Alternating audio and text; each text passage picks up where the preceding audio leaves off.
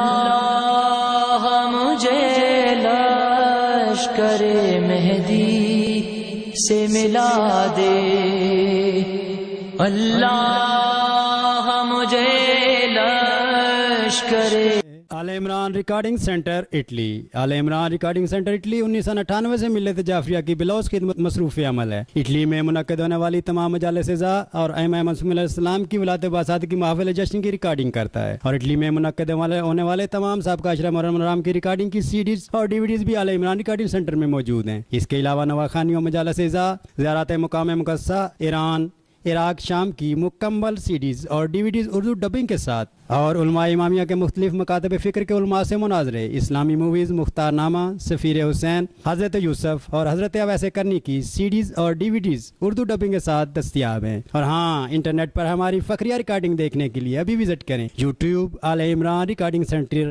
امامیہ Italy. رابطہ حاجی سید ذل Hasnain Jafri, cell 00393294759999، ای میل syedhilhasnain@yahoo.com۔ والعاقبۃ لأہل التقوی والیقین، والصلاة والسلام علی اشرف الانبیاء والمرسلین، خاتم النبیین بالقاسم محمد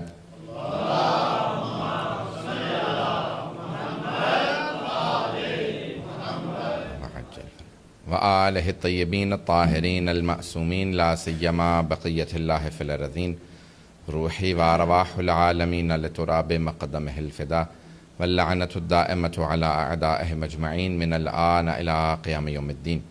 أما بعد، فقد قال الله الحكيم في كتابه الكريم: بسم الله الرحمن الرحيم، ومن يأت بغير الإسلام دينا فلن يقبل منه.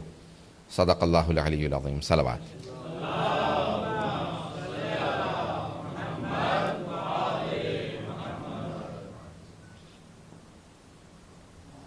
ہم نے کل وعدہ کیا تھا کہ ہم معاد سے متعلق یا قیامت سے متعلق مطالب پیش کریں گے، کیونکہ گزشتہ برس بھی ہمارا نبوت و امامت کا موضوع رہا، اور الحمدللہ نبوت و امامت کا ایک ایسا موضوع ہے کہ جس میں شیعوں میں نہ کوئی امامت اور نبوت سے متعلق کوئی شک ہے، نہ عصمت کا کوئی موضوع ہمارے لیے مبہم ہے، اور نہ ہی انبیاء علیہ السلام سے متعلق ہمارے درمیان میں کوئی شبہہ پایا جاتا ہے۔ ہم سارے انبیاء 1,24,000 انبیاء، تمام انبیاء کو مانتے ہیں، رسول خدا کو خاتم النبیین مانتے ہیں، سارے انبیاء کو معصوم مانتے ہیں اور ان کی عصمت کے قائل ہیں۔ اگر آپ کتاب ہے، یہ بلکہ کتابچہ یا ایک خط ہے جو شاہ عبدالعظیم حسنی نے لکھا ہے 10ویں امام علیہ السلام کو، اور اس میں فرماتے ہیں کہ مولا، میں نے اپنے اجداد سے جو عقیدہ سیکھا ہے، اپنایا ہے، وہ آپ کے سامنے پیش کر رہا ہوں، کیونکہ آپ حجت خدا ہیں۔ اگر عقیدہ درست ہے تو آپ میری تائید کر دیجئے، اور اگر اس میں کوئی غلطی ہے تو پھر آپ تصحیح کر دیجئے۔ امام حسن مجتبیٰ کی نسل سے ہیں، لیکن کیونکہ فاصلہ بہت زیادہ آ گیا تھا، انہوں نے امام علی نقی علیہ السلام کو اپنا پورا عقیدہ لکھ کے بھیجا، اور اس میں لکھا کہ کم از کم کیا ضروری ہے، تو امام نے سند یہ دی کہ آپ صرف عالم ہی نہیں ہیں، بلکہ ایک ایسے عالم ہیں کہ روز قیامت آپ کے علم کی میں گواہی دوں گا۔ تو اب ایسی ہستیاں ہمارے درمیان موجود ہیں، اس میں انہوں نے عقیدہ یہی لکھا کہ ہم اللہ کو وحدہ لا شریک مانتے ہیں، اسے عادل مانتے ہیں۔ عدالت میں گزشتہ برس میں عرض کر چکا ہوں کہ ہمارا یہ نہیں اختلاف کہ اہل سنت اللہ کو عادل نہیں مانتے، نہیں، وہ عادل مانتے ہیں، لیکن عدالت کی ڈیفینیشن میں، تعریف میں تھوڑا سا بنیادی اختلاف ہے۔ توجہ ہے سب لوگوں کی؟ میں جلدی سے اشارہ کر کے آگے بڑھ رہا ہوں، آج تھوڑی تاخیر ہو گئی، میں تھوڑا سا راستہ آگے پیچھے کر گیا تھا، تو تھوڑی سی توجہ کریں گے میرے ساتھ۔ عدل کی تعریف کیا ہے؟ ہمارا اور ان کا عدل کے اوپر اختلاف، جو ہم کہتے ہیں کہ اصول دین میں عدل ہے ہمارے یہاں۔ عدالت اجتماعی بہت ضروری ہے، یعنی ہر شخص، اللہ عادل ہے، وہ چاہتا ہے ہر شخص عادل بنے، مسلمان معاشرے میں ہر انسان عادل ہو، کوئی بھی کھڑا ہو کے نماز پڑھا سکے، بات اگر واضح ہو رہی ہو۔ یعنی اسلام آیا ہے عدالت اجتماعی کے لیے، جسے کہا جاتا ہے سوشل جسٹس، یعنی ہر انسان عادل بنے۔ جب اللہ خود عادل ہے، وہ چاہتا ہے سب عادل ہوں، ہر انسان گواہی دے، اس کی گواہی قبول ہو سکے۔ ان کے اور ہمارے درمیان میں بنیادی اختلاف یہ ہے کہ ہمارا پہلا عقیدہ یہ ہے عدل سے متعلق کہ ہو ہی نہیں سکتا جس چیز کا اللہ ہمیں حکم دے وہ خود اپنے آپ کو اس سے استثناء قرار دے دے. پتہ نہیں بات واضح ہو رہی ہے نہیں؟ وہ جو ہمیں حکم دے رہا ہے وہ خود سے کیسے ہو سکتا ہے کہ اس کے برخلاف انجام دے؟ وہ کہتے ہیں نہیں، اللہ کا حکم ہمارے لیے اور ہے، وہ جو چاہے کرے، جو وہ کرے وہی عدل ہے. ہم کہتے ہیں نہیں، جو عدل ہے اللہ وہی کرتا ہے. بہت سے لوگ پہنچ گئے، بہت سے لوگ پھر بھی نہیں پہنچ پائے. وہ کہتے ہیں اللہ جو کرے وہی عدل ہے. اللہ چاہے تو بے شک یزید کو جنت میں ڈال دے، کیونکہ اللہ ایسا کرے گا معاذ اللہ تو یہی عدل ہوگا. ہم کہتے ہیں ہو ہی نہیں سکتا کہ اللہ ایسا کرے، جو عدل ہے اللہ وہی کرے گا. وہ کہتے ہیں پھر اس کا مطلب ہے تم اللہ کو ڈکٹیٹ کر رہے ہو، تم بتا رہے ہو کہ عدل کیا. ہم کہتے ہیں نہیں، ہم نہیں بتا رہے، ہم یہ کہہ رہے ہیں جو اللہ نے ہمیں سکھایا ہے، جو ہماری فطرت میں ڈالا ہے، ہماری سرشت میں لکھا ہے، ہماری عقل کے اندر موہبت کیا ہے، یعنی ہبہ کیا ہے، یعنی وحی کے ذریعے نازل کیا، الہام کیا، ہمیں سکھایا. ہو ہی نہیں سکتا کہ وہ اس کے برخلاف چلا جائے. جو اس نے ہم پہ الہام کیا ہے وہ وہی کرے گا. اگر بات واضح ہو رہی ہو. پتہ نہیں، مجھے نہیں پتا کہ یہ روشن ہے سب کے لیے. یہ میں چاہتا ہوں بالکل جیسے شفاف ایک چیز ہوتی ہے ویسا ہمارا عقیدہ ہمارے لیے روشن ہونا چاہیے. یہ دین شناسی کا جو سلسلہ شروع کیا گیا کہ ہمارے عقائد اور ہمارے عمل ہمیں بالکل واضح 2 اور 2 4 کی طرح معلوم ہو. تو ہمارا عقیدہ یہ ہے کہ ہو ہی نہیں سکتا کہ جو اللہ ہمیں سکھائے وہ کہے کہ یہ عدل ہے. مسئلہ یہ نہیں آتا، توجہ ہے سب لوگوں کی، مسئلہ یہ نہیں آتا کہ ان کے دل کہہ رہے ہوتے ہیں کہ یزید معاف ہو سکتا ہے. توجہ سے سنیے گا. کبھی ایسا نہیں ہوتا کہ وہ کبھی بھی کسی برائی کو اچھائی سمجھنے لگیں، ظلم کو عدالت سمجھنے لگیں. وہ سمجھ رہے ہوتے ہیں کہ یہ ظلم ہی ہے، لیکن کہنا بہت مشکل ہو جاتا ہے کیونکہ جن کو مان رہے ہیں وہاں ظلم نظر آ رہا ہے. اب ہو یہ رہا ہے، مصیبت یہ آ جاتی ہے بہت سے مسلمانوں کے لیے کہ ان تمام لوگوں کے دفاع کے لیے انہیں اللہ سے متعلق عدالت کے عقیدے کو بدلنا پڑتا ہے. پتہ نہیں بات واضح ہو رہی ہے نہیں؟ بات واضح ہو رہی ہے. تو وہ کہتے ہیں کہ نہیں، پھر وہاں پہ توحیدی سے متعلق عقیدہ بدل دو تاکہ پھر یہاں کوئی آگے جانے کے بعد مسئلہ نہ آئے. پتہ نہیں بات واضح ہے یا نہیں ہے. سادہ سے ایک اور بات پیش کر دوں. دیکھیں وہ یہ کہتے ہیں کہ دیکھیں ہمارا عقیدہ یہ ہے کہ رسول خدا معصوم تھے، ان کا مقام بہت بلند ہے، تو اب ان کی جگہ پہ آنے والا ان جیسا ہونا چاہیے. کچھ لوگ پہنچ گئے. ہمارا عقیدہ یہ ہے کہ پیغمبر کی جگہ پہ بیٹھنے والا ان جیسا ہونا چاہیے. یعنی کیا مطلب؟ علم لدنی کا مالک ہو، یعنی معصوم ہو، یعنی اس میں وہ صفات ہو جو پیغمبر میں پائی جاتی ہیں. اور یہ قرآن کی روح سے ثابت ہے، کیونکہ پیغمبر اسلام نے، اللہ نے جب قرآن کے اندر کہا نَدْ أَبْنَاءَنَا وَأَبْنَاءَكُمْ وَنِسَاءَنَا وَنِسَاءَكُمْ وَأَنفُسَنَا وَأَنفُسَكُمْ، تو نفس رسول علی ہیں، نفس رسول علی ہیں. اب خود بہت بڑے بڑے سنی مفسرین تک نے لکھا کہ رافضیوں کے لیے، یعنی مجھے اور آپ کو رافضی کہتے ہیں، وہ یعنی راستے سے ہٹے ہوئے، کہ رافضیوں کے لیے بس یہ ایک آیا مباہلہ نہ صرف یہ کہ علی کو سارے صحابہ سے افضل ثابت کرنے کے لیے کافی ہے، بلکہ سارے انبیاء سے افضل ثابت کرنے کے لیے کافی ہے. وہ کہتے ہیں کیوں؟ کہا کیونکہ یہاں اللہ نے علی کو نفس رسول قرار دیا. اب جو کچھ رسول خدا کے لیے ثابت ہے وہ علی مرتضیٰ کے لیے ثابت ہے. بات واضح ہو رہی ہے؟ اب ہم کہتے ہیں رسول خدا علم لدنی کے مالک تھے. اب پتہ نہیں توجہ ہے یا نہیں. وہ سب ہمیشہ ہم پہ ایک تہمت لگاتے ہیں، کہ الزام لگاتے ہیں. وہ کہتے ہیں نہیں تم علی کو بڑھا دیتے ہو، نبی کو گھٹا دیتے ہو. ایسا ہے یا نہیں ہے؟ وہ ہمیشہ وہ یہ کہتے ہیں نہیں تم لوگ علی کو بڑھا دیتے ہو، نبی کو گھٹا دیتے ہو. ہم ہمیشہ جواب میں یہ کہتے ہیں تم علی کو ہماری نگاہوں سے دیکھتے ہو، نبی کو اپنی نگاہوں سے.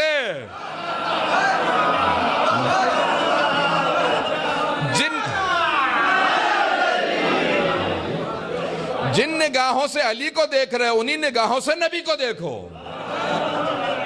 ہم علی کو نبی کا جانشین کہتے ہیں. پتہ نہیں بات واضح ہے یا نہیں؟ ہم علی کو نبی کا جانشین کہتے ہیں. تو اب جو صفات پیغمبر میں ہیں وہ علی میں ہونی چاہیے. توجہ ہے؟ اب وہ یہ ثابت کرنے کے لیے ہم کہتے ہیں کہ نہیں ویسا ہونا چاہیے، وہ کہتے ہیں نہیں کیا کیا جائے؟ اب انہوں نے پورا سوچ سمجھنے کے بعد ان کے بزرگوں نے پورا نظریہ بدلا. انہوں نے کہا کہ ان لوگوں کو وہاں تو لے جایا نہیں جا سکتا. یہ نہ پوچھے گا کن لوگوں کو, توجہ, ان لوگوں کو وہاں تو لے جایا نہیں جا سکتا. ہم کہیں پیغمبر جیسے, ہم یہ کہیں کہ یہ پیغمبر جیسے, تو کہ نہیں پہلے مشرک تھے, پہلے یہ گناہگار تھے. وہ خود کہتے ہیں پہلے شراب پیتا تھا, اب چھوڑ دی اسلام کے بعد. اور ٹھیک ہے, معاف بھی ہو سکتا ہے, کوئی آدمی شراب چھوڑ دیتا ہے, پہلے گناہگار تھا, کوئی آج یہاں اٹیلین مسلمان ہو جاتا ہے, وہ پچھلے گناہ چھوڑ دیتا ہے, معاف ہو سکتے ہیں. وہ کہتے ہیں کہ بھئی ہم یہ ثابت نہیں کر سکتے کہ نبی جیسے, تو کیا کیا؟ وہ کہتے ہیں رسول خدا کو نیچے لے آؤ اور یہ کہو کہ انہی جیسے, رسول ہم جیسے. توجہ, یہ تو کہہ نہیں سکتے کہ ہم رسول جیسے, کہ رسول ہم جیسے. اللہ نے قرآن کے اندر کہا بشروں, دیکھیں یوحا الیہ, میں تفصیلات میں نہیں جا سکتا, میں صرف یہ کہہ رہا تھا کہ بہت سے لوگ عقیدہ بدلتے ہیں بنیادی تاکہ کچھ ہم اس میں تبدیلیاں کر سکیں. مسئلہ کیا ہو جاتا ہے کہ وہ اب ان کے بیک آف دا مائنڈ کیا ہے, ان کے بھی دماغ میں نا پیچھے لاشعوری طور پہ ایک بات ذہن نشین ہے کہ نہیں ہونا تو جانشین کو معصوم ہی چاہیے. ان کے بھی لاشعوری طور پہ ذہن میں ہے ہونا تو معصوم ہی چاہیے. آپ کہتے ہیں کیسے, یہ کیسے کہہ سکتے ہیں آپ؟ توجہ ہے, دلیل دے دوں, دل کو لگے تو بولیے گا, نہیں تو خاموش رہیے گا. اب ان کے ذہن میں بھی لاشعوری طور پہ یہ بات ہے کہ رسول خدا کا جانشین معصوم ہونا چاہیے, لیکن وہ کہتے ہیں نہیں معصوم نہیں ہے, رسول خدا کے جانشین کے لیے عصمت شرط نہیں ہے, معصوم ہونا ضروری نہیں ہے. حتیٰ وہابی تو کہتے ہیں خود رسول خدا بھی معاذ اللہ معصوم, تو وہ کہتے ہیں نہیں رسول خدا کی عصمت کو نفی کر دیں گے, جانشین کے لیے خود بخود نفی ہو جائے گی. تو اب وہ لاشعوری طور پہ کہتے ہیں کہ نہیں معصوم ہونا چاہیے, جو مانتے رسول خدا معصوم تھے جانشین کو معصوم ہونا چاہیے. کیوں؟ دلیل کیا؟ جیسے ہی آپ کہیں کہ فلاں فلاں فلاں نے غلطی کی تھی, وہ کہتے ہیں نہیں غلطی نہیں کر سکتے, تنقید مت کرو. بھئی جب تم خود کہتے ہو معصوم نہیں تھے تو پھر غلطی کر سکتے ہیں, لیکن کہتے ہیں نہیں غلطی مت نکالنا, کیونکہ انسان لاشعوری طور پہ مانتا ہے کہ نہیں ایسا نہیں ہو سکتا کہ پیغمبر کی جگہ پہ کوئی اور آ جائے. عزیزان گرامی, اگر بات واضح ہو رہی ہو تو اب پہلی چیز ہے عدالت سے متعلق ان کی جو ڈیفینیشن ہے, وہ کہتے ہیں نہیں جو اللہ کر دے بس وہی عدل ہے. ہم کہتے ہیں ایسا ممکن ہی نہیں ہے کہ اللہ ہمیں کسی اور چیز کا حکم دے. اچھا میں ایک اور آپ کو برصغیر پاک و ہند کے معاشرے سے متعلق بات بتا دوں کہ ایک جو تباہی ایک بہت بڑے محقق کی تحقیق یہ ہے کہ بے انتہا فلموں کے اندر رہنے کی وجہ سے معاشرے کے اندر ایک انحطاط آیا ہے کہ ایک تصور یہ دیا جاتا ہے اچھے اور برے کا. فلموں کو دیکھ دیکھ کی وجہ سے ایک بہت بڑے محقق کی پوری کتاب کا پورے معاشرے سے متعلق یہ تجزیہ, سنیں گے اس کو غور سے. معاد میرا موضوع ہے اس لیے اس بات کو سننا بہت ضروری ہے, سمجھنا ضروری ہے. سننا تو سن رہے ہیں سب لوگ, اس کو سمجھنا ضروری ہے. فلموں کے ذریعے جو بے انتہا ایک برائی ذہن میں بیٹھ گئی ہے وہ ہے ایک ہیرو اور ایک ولن کا تصور, یعنی اچھا اور برا. اب چاہے جس کا نام ہیرو رکھ دیا جائے وہ گناہ کرے, چوری کرے, ڈکیتی کرے, قتل کرے, سب صحیح ہے, بلکہ اچھا ہے. اچھا ہے کیوں؟ کیونکہ اس کو ہم نے ایک اچھا عنوان دے دیا, اور جس کو برا عنوان دے دیا اس کی ہر چیز بری ہے, چاہے وہ زکوٰۃ دے چاہے کچھ بھی کرے. عزیزان گرامی, ہم لوگوں نے اپنے اپنے کردار کو اچھا مان لیا, دوسروں کو برا مان لیا. پتہ نہیں توجہ ہے یا نہیں. اب اپنی ہر برائی کو ہم کیا کرتے ہیں, کوئی نہ کوئی توجیہ کر لیتے ہیں, کیونکہ میں تو اچھا ہوں, اب میں برائی بھی کروں تو وہ صحیح ہے کیونکہ میں اچھا ہوں. نہیں, ایسا نہیں ہے. برائی برائی ہے, چاہے اچھا کرے چاہے برا کرے. اگر بات واضح ہو رہی ہو. عزیزان گرامی, ہمارا عقیدہ ایسا عقیدہ ہے کہ ہمارے عقیدے کو کوئی ہلا نہیں سکتا. کیوں نہیں ہلا سکتا؟ کیونکہ دوسروں کے پاس وحی کے نزول کے صرف 22.5 سال ہیں, 23 سال ہیں, ہمارے پاس 250 سال سے زیادہ. پتہ نہیں توجہ ہے یا نہیں. کیوں وحی؟ آپ کہیں گے یہ کیا مطلب؟ نیا قرآن نہیں, لیکن اللہ سے رابطے کا نام وحی الہی ہے. اللہ سے رابطے کا نام, اللہ سے رابطہ پیغمبر اسلام کا ہے, ہمارے 12 اماموں کا, جناب سیدہ کا. اسی لیے محدثہ, جب پوچھا گیا کہ محدثہ کیوں کہتے ہیں آپ کی دادی زہرا کو, تو آپ نے کہا جس پہ فرشتے نازل ہوں. عزیزان گرامی, یہ جو تنزل الملائکۃ والروح, یہ اس میں ملائکہ اور روح الامین نازل ہوتے ہیں, یہ کس کی بارگاہ میں آتے ہیں؟ امام معصوم کی بارگاہ میں آتے ہیں. اب یہ تمام کے تمام احکام ہیں. ہاں نہیں, نئی وحی نہیں آتی, نیا قرآن نہیں آتا, نئے احکام نہیں آتے. وہ محافظ, جیسے مولانا نے بھی کل کہا تھا, فرمایا بہترین انداز سے کہ محافظ شریعت امام ہے. شریعت لانے والے رسول ہیں، محافظ امام ہیں. اب وہ نئی شریعت نہیں لے کے آتے، لیکن ان کا رابطہ خدا سے ہے. اس لیے ہمارے پاس 260 ہجری میں امام زمانہ کی غیبت صغریٰ شروع ہوتی ہے، وہاں تک ہمارا خدا سے رابطہ ہے. تو اب عقیدوں کو مت بدلیں، قرآن نے جو کہہ دیا اسی عقیدے کو رکھیں. ہم نے کیونکہ عقیدہ معصوم امام سے لیا ہے، اس لیے ہمیں اپنے عقیدے میں کوئی شبہ، کوئی شک نہیں ہے. اس لیے ہمارا عقیدہ بہت محکم و مضبوط ہے، ہمیں معصوم نے بتایا ہے. عقیدہ یہ ہونا چاہیے. سب کی توجہ ہے؟ تو اب توحید سے متعلق ہمارا عقیدہ مسلم ہے، عدالت سے متعلق مسلم ہے کہ جو کچھ عدل ہے اللہ وہی کرتا ہے. ممکن ہی نہیں ہے کہ کوئی نیکوکار جہنم میں چلا جائے، کوئی بد کردار جنت میں چلا جائے. اب یہ سب کے لیے واضح ہے. آئیں ذرا اب معاد سے متعلق. معاد عود سے ہے، عود یعنی پلٹنا، قیامت قیام سے ہے، یعنی رستاخیز، یعنی کھڑے رہنا قیام کا دن، جس دن اللہ سب کو دوبارہ بلائے گا، زندہ کرے گا. جو مردہ ہیں قبروں میں لیٹے ہوئے ان کو دوبارہ کھڑا کر دے گا، زندہ کرے گا، سب دوبارہ واپس خدا کی بارگاہ میں آئیں گے. یہ پلٹ کے جانے کا دن. سب کی توجہ ہے؟ تو پلٹ کے جانے کا دن ہے، سب پلٹ کے جائیں گے خدا کی بارگاہ میں. اسے کہتے ہیں روز قیامت. کب ہے قیامت کا دن؟ کوئی نہیں جانتا. معصوم علیہ السلام نے کہا خبردار کبھی بھی تخمینہ بھی مت لگانا، اندازہ بھی مت لگانا، کوئی نہ کہے. اور حتیٰ نشانیاں بھی بتائی ہیں تو کہا کہ اللہ چاہے تو ساری نشانیاں محو کرنے کے بعد جس دن چاہے اس دن قیامت کا دن قرار دے دے. لیکن معصوم نے کچھ چیزیں کہیں کہ اس کے بغیر قیامت نہیں آ سکتی. ان میں سے پہلی چیز پیغمبر اسلام نے کہا جب تک کہ میرا آخری لال، میرا 12واں نائب پوری دنیا میں عدل و انصاف قائم نہ کر لے تب تک قیامت نہیں آ سکتی. پھر ایک اور جملہ کہا پیغمبر اسلام نے، کہا کہ اگر دنیا میں ختم ہونے کے لیے صرف ایک دن باقی ہو، لطول اللہ ذالک اليوم، اللہ اس ایک دن کو اتنا طولانی بنا دے گا جب تک کہ میرا 12واں لال عدل و انصاف قائم نہ کر لے. لطول اللہ ذالک، اللہ اس ایک دن کو اتنا طولانی بنا دے گا. مسلم حدیث ہے ختمی مرتبت کی. تو اب ختمی مرتبت نے کہا کہ جب تک دنیا میں عدل و انصاف قائم نہ ہو جائے، پوری دنیا کے اندر اب عدل و انصاف قائم ہوگا. اور ایک قیامت کی سے پہلے دوبارہ عدل و انصاف جنت میں ہمیں ہے، محشر میں ہے، لیکن دنیا میں بھی اللہ دوبارہ عدل و انصاف قائم کرے گا. روایت کے الفاظ ہے جب مومن مر جاتا ہے نا تو قبر میں جانے کے بعد کہتا ہے پروردگارا اگر مجھے پہلے پتہ ہوتا موت ایسی ہے تو میں تو دعائیں مانگ مانگ کے جلدی مر جاتا. کہ مومن کی قبر جنت کے باغات میں سے ایک باغ بن جاتی ہے. میں اگر لطف لیں گے اس بات سے، کہا جنت کے باغات سے القبر روضۃ من ریاض الجنہ، رسول خدا کی حدیث ہے، اور حفرۃ من حفیر النار، یہ جنت کے باغات میں سے ایک باغ ہے کہ جہنم کے گڑھوں میں سے ایک گڑھا. عزیزان گرامی، ختمی مرتبت نہیں فرمایا. معصوم فرماتے ہیں کہ ہر مومن مرنے کے بعد کہے گا کاش مجھے پہلے اندازہ ہوتا کہ مرنے کے بعد زندگی ایسی ہے تو میں پہلے ہی تمنا کرتا کہ میں مر جاتا. سوائے ایک حکومت میں، وہ ہوگی صاحب الزمان کی حکومت، کہ وہاں قبروں میں بسنے والے مؤمنین، شہداء، صالحین، صدیقین سب کے سب کہیں گے پروردگارہ زندگی دینی تھی تو اس کی حکومت میں دیتا. وہ جو تو نے وعدہ کیا تھا وہ نظر آ رہا ہے. آج دنیا میں عدل و انصاف ہے، آج امن و امان ہے. وہ صاحب الزمان اسلام کی حکومت ہوگی تو عدل و انصاف پوری دنیا میں قائم ہوگا.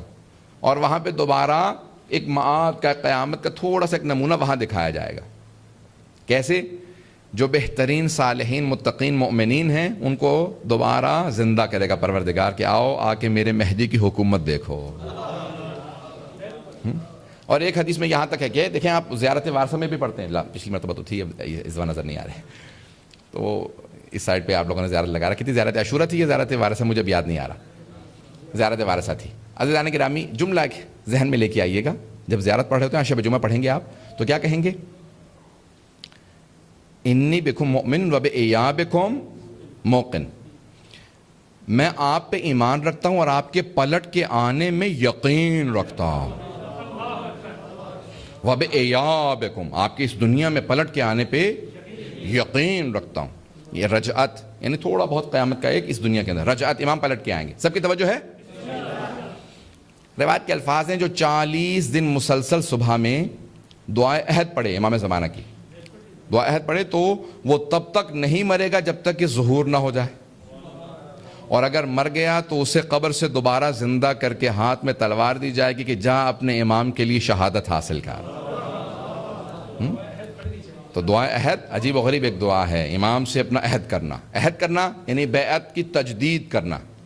عہد کرنا یعنی مولا میں آپ کی امامت کا قائل ہوں, آپ کی اطاعت کا قائل ہوں کہ آپ کی اطاعت مجھ پہ واجب ہے, میری گردنوں پہ آپ کی بیعت موجود ہے. میں آج تجدید بیعت کر رہا ہوں, تجدید عہد کر رہا ہوں کہ اگر میں زندہ رہا اور آپ کا ظہور ہوا تو میں اپنی جان آپ کے قدموں میں قربان کر دوں گا.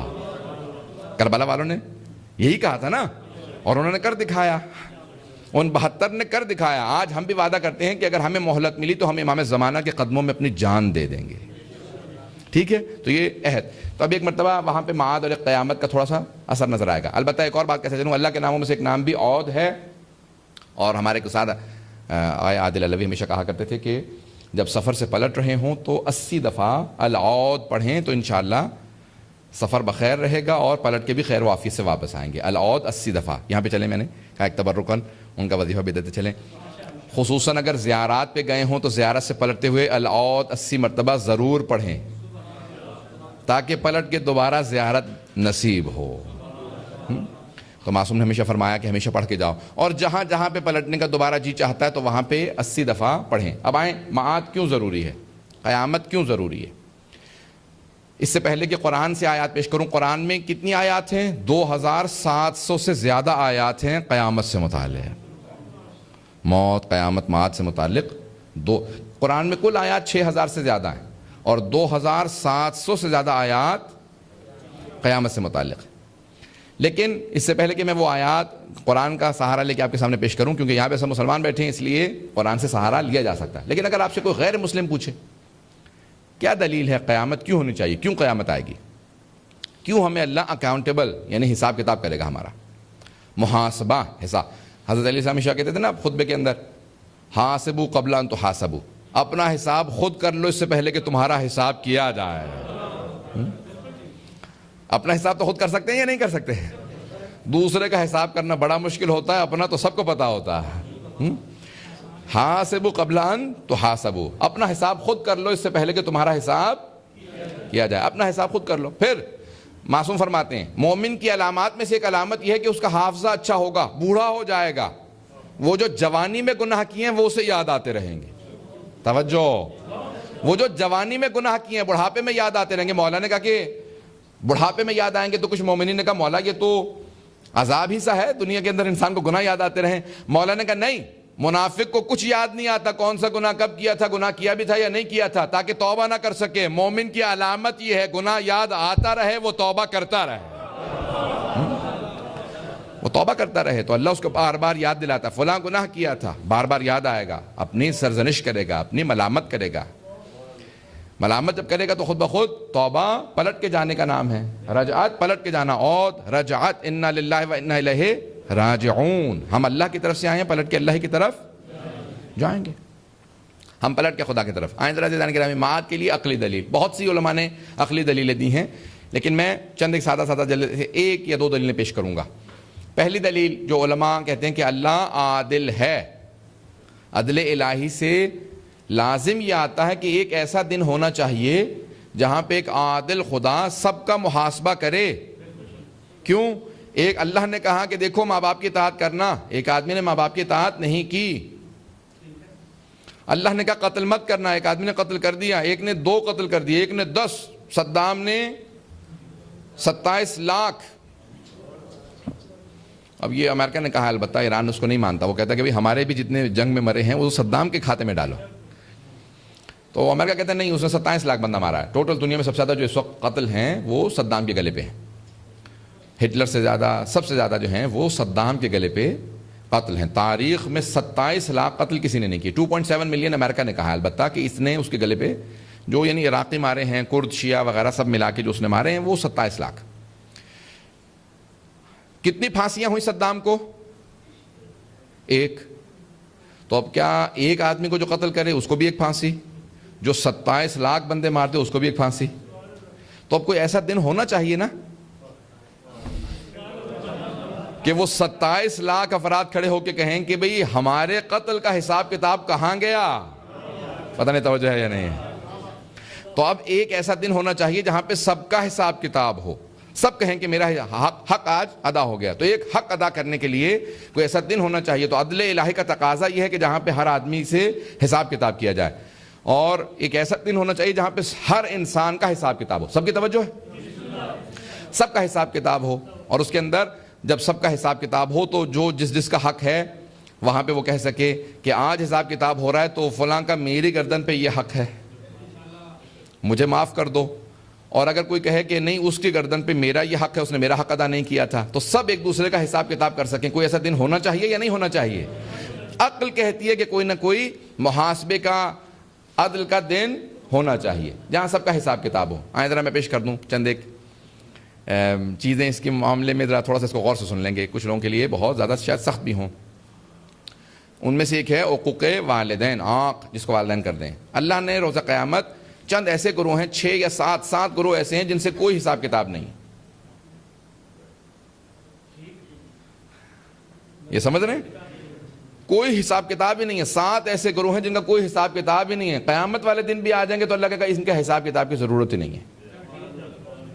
یعنی یہ بغیر حساب کتاب کے جہنم چلے جائیں گے. ان میں کون کا ایک عقوق والدین, جس کو والدین آنکھ کر دیں. جس کا والدین کہیں آنکھ کر دیا میں اس کو نہیں بخشوں گا. زندگی میں بعض کا آنکھ کرتے ہیں, مرنے کے بعد معاف کر دیتے ہیں. بعض کا زندگی میں راضی ہوتے ہیں, مرنے کے بعد آنکھ کر دیتے ہیں. جس کو والدین آنکھ کر دیں وہ کبھی نہیں بخشا جائے گا, اور جس کے والدین اسے معاف کر دیں تو اللہ کتنے اور اس کے گناہ ویسے ہی معاف کر دے گا. اب دیکھیں دین شناسی ہے, کما تو دین تو دان. جناب علی علیہ السلام نے دین کو کیسے استعمال کیا ہے؟ لفظ دین. آپ کہتے ہیں کما تو دین تو دان, جیسا کرو گے ویسا بھرو گے. دین جو ہے نا وہ پلٹ کے آنے والی چیز ہے اس کا نام. اسی لیے اللہ نے روز قیامت کو کہا ہے مالک یوم الدین, روز جزا کا مالک. جس دن جو انسان نے کیا ہے وہ اس کو بھرے گا. توجہ ہے؟ چلیں یہاں پہ نوجوانوں کے لیے خاص طور سے واقعہ سنا دیتا ہوں تاکہ بات اس میں دلچسپی رہے باقی, کیونکہ سخت کی باتیں کہنے والا ہوں. ایک بوڑھا باپ تھا, اس کا جوان بیٹا بہت طاقتور تھا. باپ کو فالج ہو گیا, بیٹا خدمت کرتا رہتا تھا. ایک دن تنگ آ گیا, کہا کتنی خدمت کروں گا, 1 سال سے فالج میں پڑا. تو اس نے کہا کہ میں باپ کو کہیں دور پھینک آتا ہوں تو یہ مر جائے گا خود بخود, تو میرے لیے اس کی بھی عزت ختم ہوگی, میری بھی. یہ میں اتنی زحمت کر رہا ہوں, اس کو پال رہا ہوں, اس کی مسلسل خدمت کر رہا ہوں, تو میں بھی اب میری بھی جان چھوٹے گی اس سے, یہ بھی مر جائے گا. اٹھا کے چلا پھینکنے کے لیے. باپ کو بتا دیا میں پھینکنے جا رہا ہوں آپ کو. جب ایک مرتبہ بہت دور بستی سے چلا گیا نا, ایک دیکھا کہ یہاں کچھ درخت ہیں, سائے میں پھینک دیتا ہوں, آخر باپ ہے. جب پھینکنے لگا نا تو باپ نے کہا بیٹا تو آخری مرتبہ میرے سے ملنے کے لیے اس وقت کھڑا ہے, میری ایک تجھ سے درخواست ہے, یہ جہاں تو پھینک رہا ہے یہاں نہ پھینک. کہا کیوں؟ کہا نہیں وہ تھوڑا سا آگے جا رہا, میں تجھے بتاتا ہوں ایک اور مقام ہے, اس مقام پہ مجھے پھینکا. چلنے لگے. باپ نے کہا یہاں پہ اس مقام پہ پھینک دے. اس نے پھینکا تو اسے بڑی تکلیف محسوس ہوئی. کہا بابا کیا بات ہے, یہاں پہ آپ نے پھینکنے کے لیے کیوں کہا؟ کہا میں نے اپنے باپ کو اسی مقام پہ پھینکا تھا. میں چاہتا تھا کہ آج مجھے وہ کرب محسوس ہو, وہ تکلیف محسوس ہو جو میرے باپ کو محسوس ہوئی ہوگی کہ جب میں اسے یہاں پھینک کے گیا تھا تو اسے کیسا محسوس ہوا ہوگا. تو عزیزان گرامی, روز قیامت بہت دور ہے. بہت سے ایسے گناہ ہیں جن کا بدلہ دنیا میں انسان دیکھ کے جاتا ہے. ان میں سے ایک ہے آنکھ والدین. جس کو والدین آنکھ کر دیں وہ دنیا میں بھی دیکھے گا اور آخرت میں بھی دیکھے گا. آخرت میں بھی حساب کتاب نہیں, اور دنیا میں بھی بہت سخت عذاب ہے. اب یہ سخت جملے ہیں لیکن کہنا میں اپنے اوپر لازم سمجھتا ہوں. والدین کو راضی رکھنا چاہے کافر ہی کیوں نہ ہو. صرف قرآن میں آیا ہے فلا تطیعہما, یعنی اطاعت کرو. اللہ کی اطاعت میں کوئی شرط نہیں ہے. والدین کی اطاعت میں شرط ہے کہ اگر اللہ کی نافرمانی کے لیے, پیغمبر کی اور امام کی نافرمانی کے لیے, دین کی نافرمانی کے لیے کہیں تو ان کی اطاعت مت کرنا, لیکن اس کے علاوہ ان کی اطاعت واجب ہے. انسان بہانے سے کہتا ہے نہیں یہاں میرے والدین دین نہیں جانتے, میں زیادہ سمجھتا ہوں. نہیں عزیزان گرامی, کبھی بہانہ مت بنائیں. ماں باپ کی اطاعت واجب ہے. ایک اور گناہ جس کی کوئی حساب کتاب نہیں. سن رہے ہیں سب لوگ؟ سننا چاہ بھی رہے ہیں؟ ایک اور ایسا گناہ کہ جس کا کوئی حساب کتاب نہیں, حتیٰ روز قیامت خدا کہتا ہے میں اپنی رحمت کی نگاہ بھی نہیں ڈالوں گا اس پہ, اس کے اوپر رحمت کی نگاہ بھی نہیں ڈالوں گا. اسے کہہ دوں گا فرشتوں سے اس کو اٹھا کے جہنم میں ڈال دو, میں اس کو دیکھنا ہی نہیں چاہتا. کون؟ کہ جس کی داڑھی میں سفید بال آ جائیں پھر بھی زنا کرتا رہے، بوڑھا ہو جائے لیکن زنا سے باز نہ آئے. کہا کہ اس کو خدا روز قیامت کہے گا اس کا کوئی، میں اس کو دیکھنا ہی نہیں چاہتا، اس کو پھینک دو. عزیزان گرامی، چند ایسے گناہ ہیں جن کا کوئی حساب کتاب نہیں ہے. اس لیے حاسبوا قبل ان تحاسبوا، اپنا خود حساب کتاب کر لیجیے اس سے پہلے کہ محاسبہ کیا جائے. روز قیامت محاسبہ ہوگا، محاسبہ ہوگا تو اس میں سب کچھ. قرآن کی آیات پیش کروں اب، کیونکہ میں دیکھ رہا ہوں کہ لوگ بہت زیادہ گھبرا رہے ہیں. میں بھی آگے بہت، قرآن کی آیات اس سے بھی زیادہ سخت ہیں، امیر المومنین کے خطبے اس سے بھی زیادہ سخت ہیں. ہمارے ایک استاد ہمیشہ کہا کرتے تھے آپ نے مولا کے خطبے ہم سے سنے ہیں، مولا کی زبانی نہیں سنے. حمام نامی مولا کا ایک چاہنے والا تھا، اس نے مولا سے کہا کہ مولا ذرا مجھے بتائیے کہ متقین تقویٰ کیا چیز ہے، متقین کی صفات بتا دیں، صف لی المتقین. مولا نے کہا نہیں اے حمام تم میں طاقت نہیں ہے. کہا نہیں مولا طاقت ہے. مولا نے کہا میں تمہارے نفس کو جانتا ہوں. بیان کرنے والی زبان علی ابن ابی طالب کی تھی. مولا نے بیان کرنا شروع کیا. ایک مرتبہ جناب حمام نے بہت زور سے چیخ ماری، زمین پہ گرے. کچھ لوگوں نے دیکھا کہ بھئی یہ انتقال کر چکے ہیں.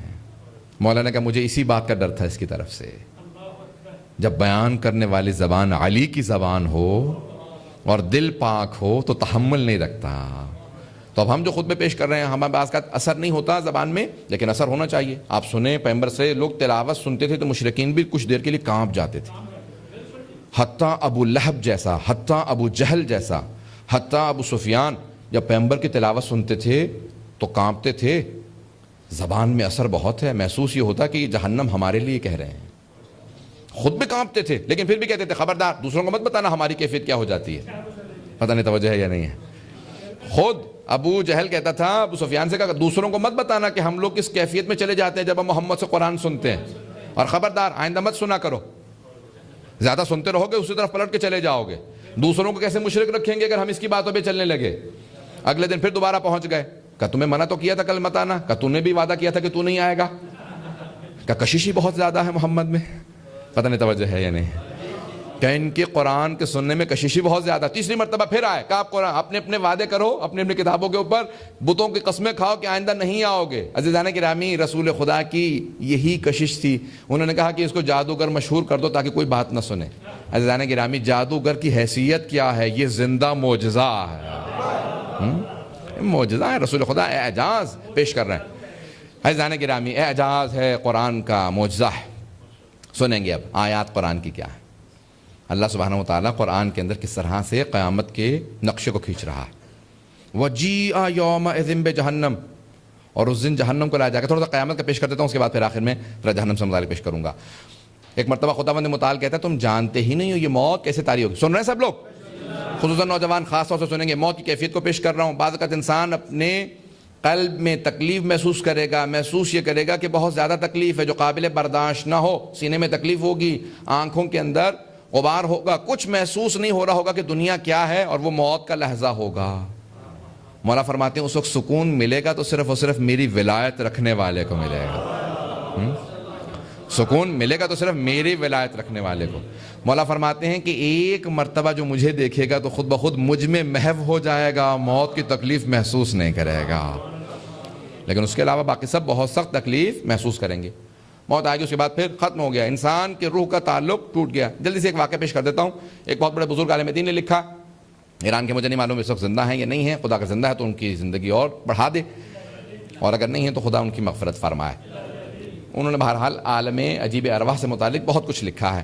تو وہ کہتے ہیں کہ ایک احضار روح کرنا ہمارے ہاں جائز نہیں ہے. بہرحال وہ بعض اوقات احضار یا خواب میں دیکھتے تھے، کچھ اعمال کرتے تھے، روح سے پوچھتے تھے کہ کیا ہوا، کیسے یہ حادثہ ہو گیا.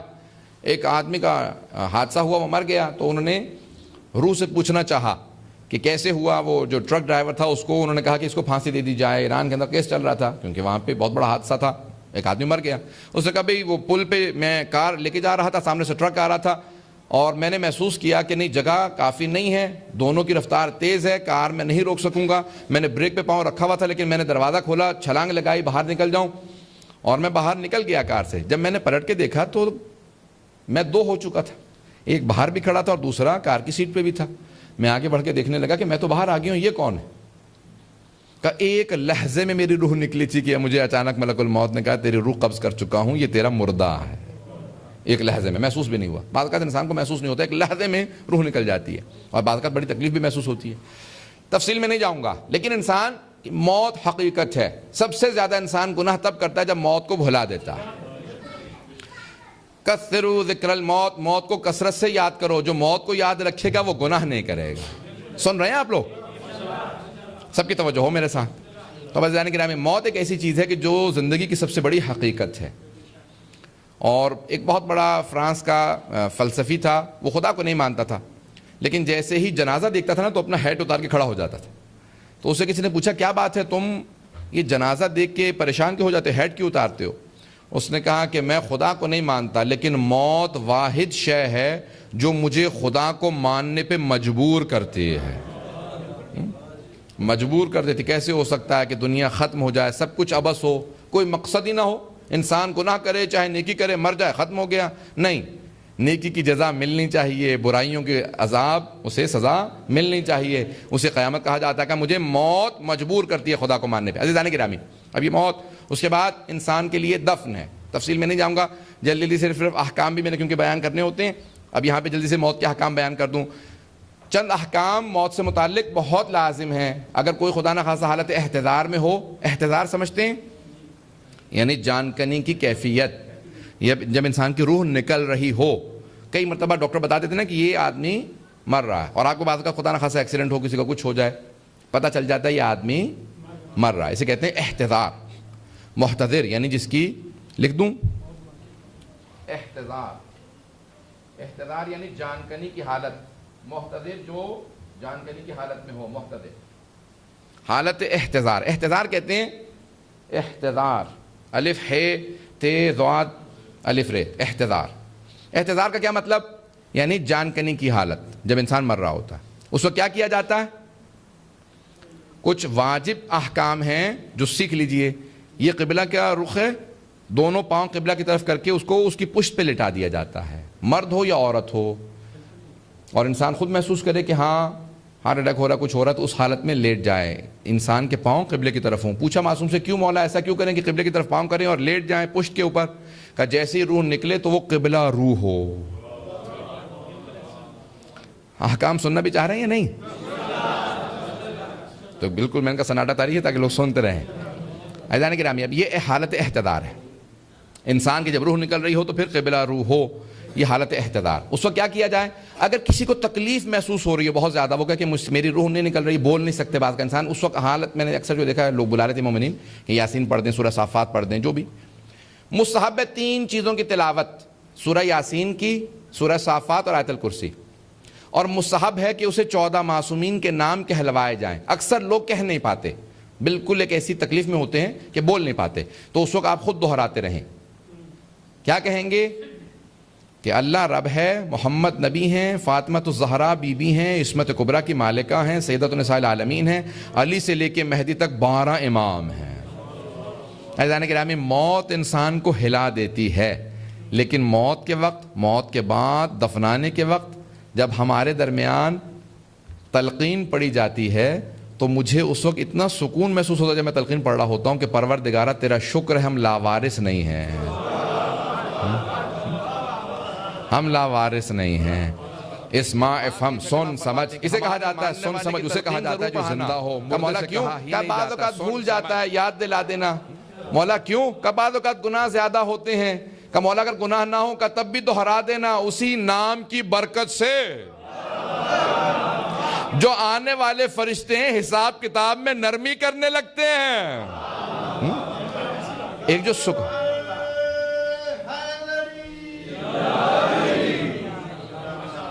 یقین مانے جتنا سکون تلقین کے وقت محسوس کرتا ہوں، کیونکہ میں اکثر تلقین ہمارے لندن کے اندر، کیونکہ میں بہت عرصے سے رہ رہا ہوں، تو وہاں اکثر مومنین جو بزرگ ہیں ان کی وصیت ہے کہ میں تلقین پڑھاؤں یا ان کے جنازے پہ جنازہ پڑھاؤں یا جنازے کے وقت تھوڑے سے مسائل پڑھ دوں.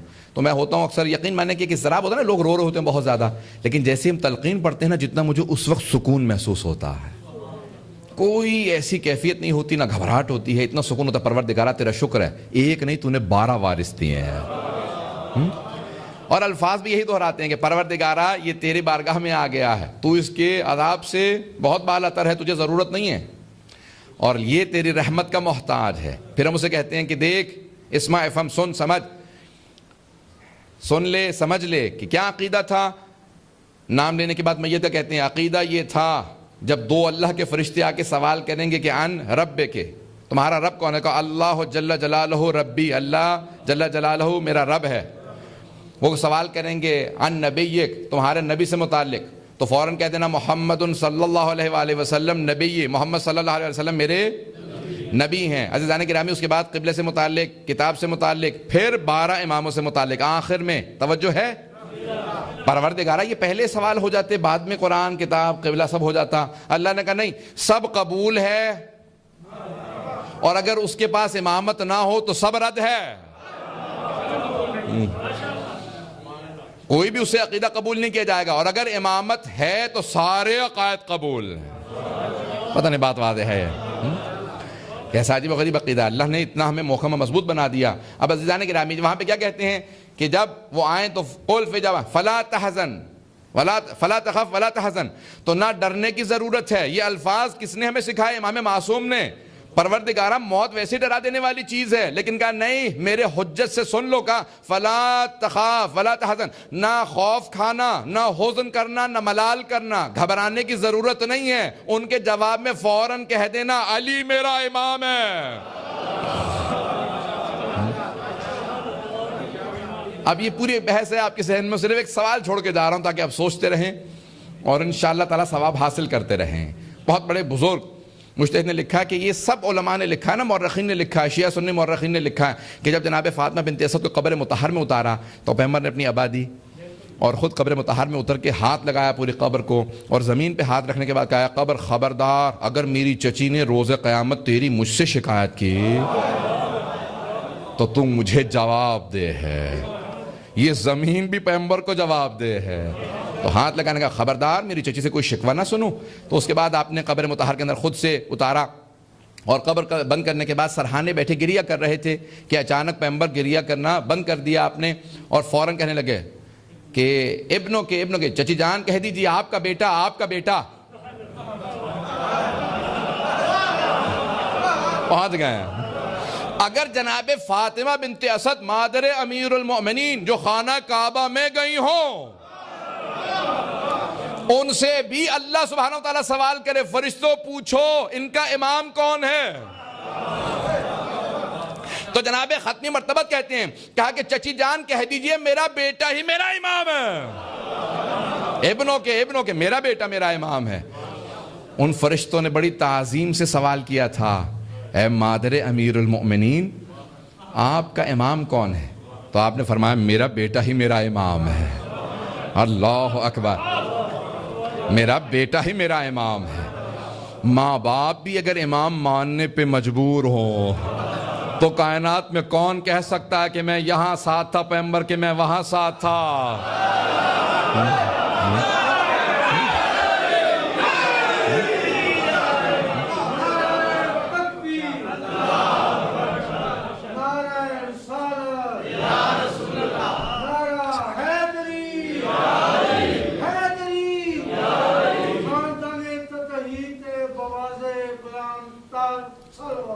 اللہم صلی محمد وآل محمد وعجل فرج۔ سب کی توجہ ہے؟ تو اب قبر کے اندر سوال ہوگا۔ ایک حدیث ہے حضرت حارث حمدانی سے، جناب حارث حمدانی جناب امیر کے اصحاب خاص میں ہیں۔ تو جناب امیر نے کہا یا حارث الحمدان، اے حمدان کے رہنے والے حارث، من یمت یرانی، جو بھی مرے گا، جو بھی دنیا سے جائے گا مجھے ضرور دیکھے گا۔ نہیں، بڑا آپ نے گھبرا کے سنا ہے۔ تو جناب حارث حمدانی نے کہا کہ مولا یہ صرف اپنے والوں کی بات کر رہے ہیں آپ یا سب دیکھیں گے؟ نہیں، مولا نے کہا نہیں، من یمت یرانی، جو دنیا سے جائے گا، جو مرے گا مجھے ضرور دیکھے گا۔ اب انہیں بڑا عجیب سے محسوس ہوگا، مولا صرف ہمیں نظر آنے چاہیے، پتہ نہیں توجہ ہے یا نہیں۔ ہوتا ہے نا انسان کو کہ وہ کیوں دیکھیں آپ کو، بس ہم دیکھیں۔ عاشق تھے جناب امیر علیہ السلام کے جناب حارث حمدانی۔ کہا مولا یہ ادب و احترام میں رہ کے انہوں نے کہا میں اپنے انداز سے پیش کر رہا ہوں. کہا مولا ہم یعنی صرف آپ کے ماننے والے ہی آپ کو دیکھیں گے یا سب کا؟ نہیں. مولا نے کہا نہیں، جو دنیا سے جائے گا مرے گا وہ مجھے ضرور دیکھے گا. کہا مولا وہ کیوں دیکھیں گے؟ کہا ہے حارث حمدانی تمہیں نظر آؤں نہ انہیں ضرور نظر آؤں گا اور آ کے کہوں گا میرا انکار کیا تھا، اب دیکھ ولایت میری ہے، دنیا میں منکر تھا آخرت میں مان. کہا تمہارے بے شک سامنے سے نہ ہو، اشارہ فرشتوں کو کر دوں گا یہ میرا. پتہ نہیں توجہ ہے یا نہیں. الفاظ ہے مولا نے کہا اشارہ کر دوں گا یہ میرا ہے، آرام سے ابھی دنیا سے آیا ہے، سختیاں دیکھ کے آیا ہے. روایت کے الفاظ ہیں کہ قبر کے اندر جب دفنا دیا جائے گا تو تاریکی بہت زیادہ ہوگی. آپ نے دیکھا قبر کیسی ہوتی ہے؟ جب قبر بند کر دی جائے گی نا تو انسان بہت پریشان ہوگا. روح آزاد ہوتی ہے، یہ گھبرائیں نہیں کہ روح آزاد نہیں ہوتی، باہر نکل جاتی ہے واپس آ جاتی ہے، جیسے یہ ہے نکل جائے گی چلی جائے گی آ جائے گی. مولا نے کہا کہ دیوار سے ہوا پار نہیں ہو سکتی لیکن روح پار ہو جاتی ہے. گھبرا کے نہ سنیے گا. مولا نے کہا کہ بطن مادر میں ماں کی بھی روح ہے، بچے کی بھی روح ہے، روح نکل جاتی ہے، ماں کو محسوس بھی نہیں ہوتا، اتنی لطیف ہے روح. اگر بات سمجھ میں آ رہی ہے بہت لطیف ہے روح، محسوس نہیں ہوتا. تو کہا لیکن وہاں پہ قبر کی تاریکی دیکھنے کے بعد مومن بہت گھبرائے گا. اچانک اس کے دائیں طرف سے ایک نور آئے گا، دائیں طرف سے نور آئے گا. فوراً کہے گا اس غربت میں تاریکی میں جب میرے اپنے مجھے چھوڑ کے چلے گئے تو نے مجھے یاد رکھا کون ہے؟ تو وہ نور کہے گا میں تیری نمازیں. جیسے وہ کہے گا نمازیں کا اتنا سا نور، بس اتنی نمازیں پڑھی تھی. کا کتنی نیت تھی تیری، کتنی توجہ تھی، کیسی نمازیں پڑھی تھی. بہت روئے گا. ایک مرتبہ بائیں طرف سے ایک نور آئے گا، پوچھے گا تم کون؟ کہ میں تیرے روزے. پھر پائنتی سے ایک مرتبہ کہا خمس و زکوٰۃ. پھر ایک مرتبہ بلندی سے اوپر کی طرف سے ایک نور آئے گا، پوچھے گا تم کون؟ کہا میں حج و زیارات. پھر اچانک سرہانے سے ایک نور آئے گا کہ پوری قبر منور ہو جائے گی. روایت کے الفاظ ہیں اب یہ اٹھ کے بیٹھے گا، اس کی ہمت ہوگی. کہا کون ہے؟ جب میرے اپنے اعمال میرے اپنے چھوڑ کے چلے گئے، اولاد چھوڑ کے چلی گئی، بھائی بہن سب چھوڑ کے چلے گئے، میرے اعمال کا بھی نور بہت کم تھا. یہ آپ کون ہے کہ سرہانے سے آنے کے بعد میری پوری قبر کو منور کر دیا؟ وہ نور کہے گا میں ولایت علی.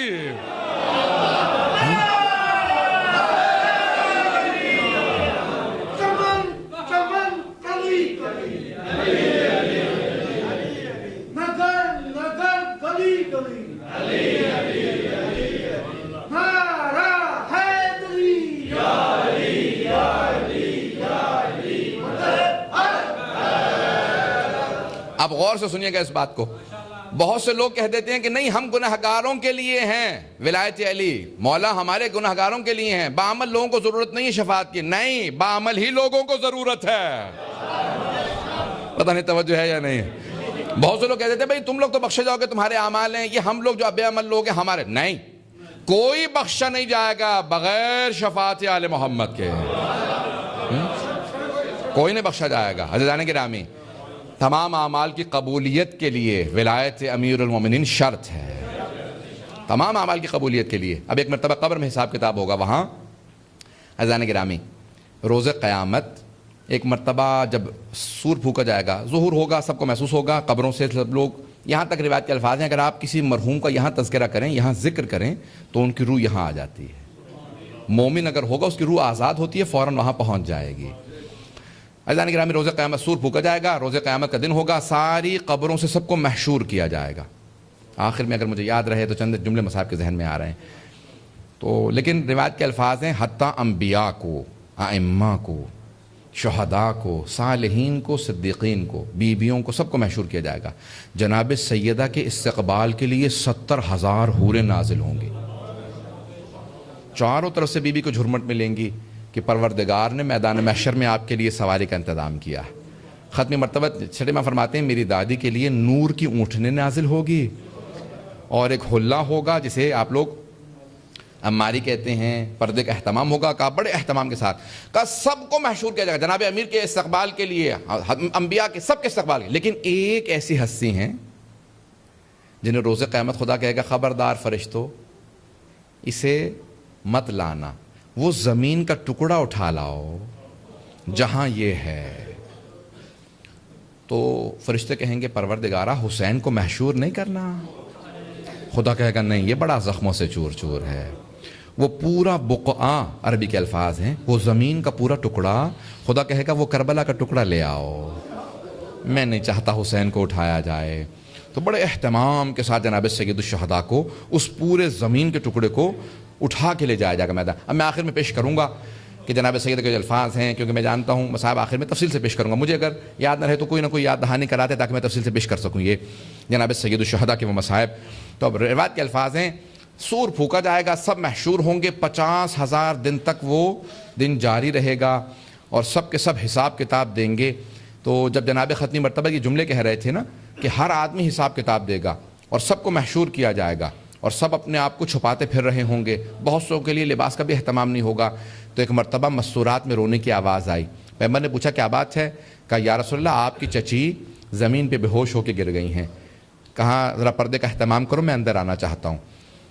جناب ختمی مرتبہ فوراً چچی کے پاس گئے اور خود سے پانی پلایا. کہا چچی جان کیا بات ہے؟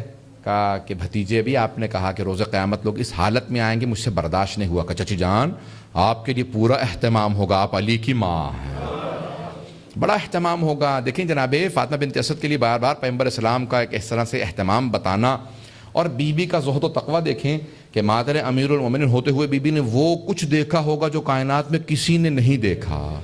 اور آج بہت سے معجزات جو رسول خدا سے متعلق اور علی مرتضیٰ سے متعلق ہماری کتابوں میں آئے ہیں، ان کی بس ایک ہی راویہ ہیں اور وہ ہیں جناب فاطمہ بنت اسد. ایک راویہ. کیوں؟ خود فرماتی ہیں بی بی کہ میں نے خود دیکھا کہ رسول خدا درخت کو اشارہ کرتے تھے، وہ زمین پہ آتا تھا، خرمے توڑتے کا واپس پلٹ جا. کہ میں نے جب ہاتھوں میں پالا تو میں نے وہ معجزات دیکھے جو کسی اور نے نہیں دیکھے، میں نے اپنے آغوش میں پالا. اس لیے جب جناب امیر علیہ السلام نے کہا تھا نا یا رسول اللہ، جب روتے ہوئے آئے تو آپ نے کہا کیا بات ہے یا علی اس طرح سے کیوں رو رہے؟ کہا میری ماں کا انتقال ہو گیا. تو آپ نے کہا نہیں، مت کہیں آپ کی ماں کا، کہیں کہ یا رسول خدا آپ کی ماں کا انتقال ہو گیا. امی بعد امی، میری ماں کے بعد میری ماں، جس نے مجھے اتنی محبت دی کہ مجھے کبھی محسوس نہیں ہوا کہ میری ماں نہیں ہے. کہ کبھی بھی زندگی میں مجھے کمی محسوس نہیں ہونے دی، بڑی محبت سے پالا. سور پھونکا جائے گا، سب کو محشور کیا جائے گا، 50,000 زمین کے 50,000 سال کے برابر ایک دن ہوگا. یہ میدان محشر ہے، بیچ میں جہنم ہوگی، گڑھا بہت بڑا، اور یہاں پہ جنت ہے. یہ پل صراط ہے، پار کرنے کے بعد انسان جنت میں پہنچے گا. اگر یہ الفاظ دوبارہ دہرا دوں گا، میدان محشر سے بیچ میں جہنم ہے، اس طرف جنت ہے. وَجِیعَ یَوْمَئِذٍ بِجَہَنَّمَ. آئیے ذرا میں تھوڑا سا نقشہ کھینچ دوں، اس کے بعد پھر انشاءاللہ وہ روایت پیش کروں گا جو میرے ذہن میں ہیں. سب سن رہے ہیں میری بات؟ تو معاد ہے، قیامت ہے، سب کے ذہنوں میں تصور ہو. روز قیامت میدان محشر میں محشور کیے جائیں گے، سارے میدان محشر میں لائے جائیں گے. بہت طولانی دن، سب محشور ہوں گے، سب کا حساب کتاب ہوگا. حساب کتاب ہونے کے بعد اللہ کہے گا کہ اب وَجِیعَ یَوْمَئِذٍ بِجَہَنَّمَ، اس دن جہنم کو لایا جائے گا. توجہ ہے، جہنم کے شعلوں سے متعلق ملتا ہے کہ اس کے شعلے خود بخود آگ باہر نکلے گی، اور بہت سے ایسے ہیں جو جہنمی ہیں وہ خود آگ باہر نکل کے شعلے ٹانگ سے پکڑ کے اندر کھینچ لیں گے. لوگ فرار کرنا چاہیں گے، جیسے اس میں پوری سمجھ ہے.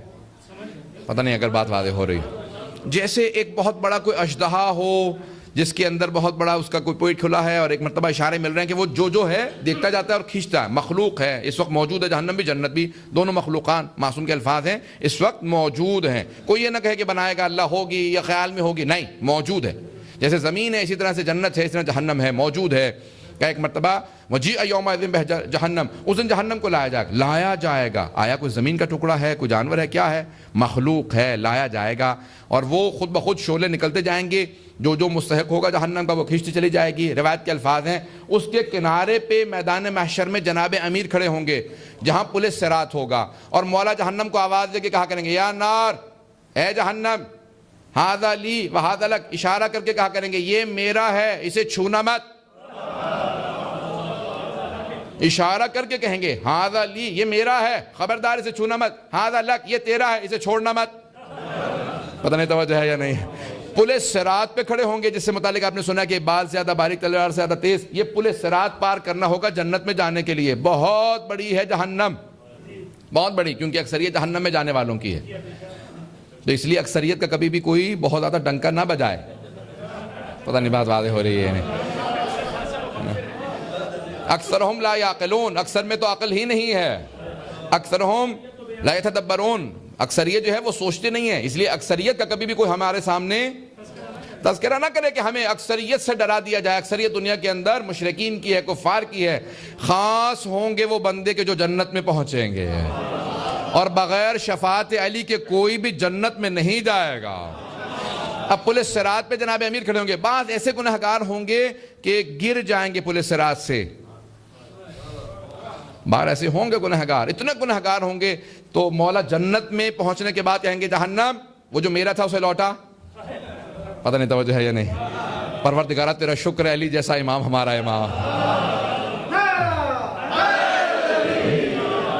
اس حالت میں بھی یاد رکھیں گے میرا ایک آدھا وہاں پہ رہ گیا، فوراً آواز دیں گے وہ لوٹا دے میرا، تو ایک مرتبہ جب نکلے گا تو جلا ہوا ہوگا، مولا کہیں گے حوض کوثر پہ آجا، جیسے حوض کوثر سے پانی ڈالیں گے سارے زخم دھلتے چلے جائیں گے، دوبارہ صحیح و سالم جنت میں پہنچے گا۔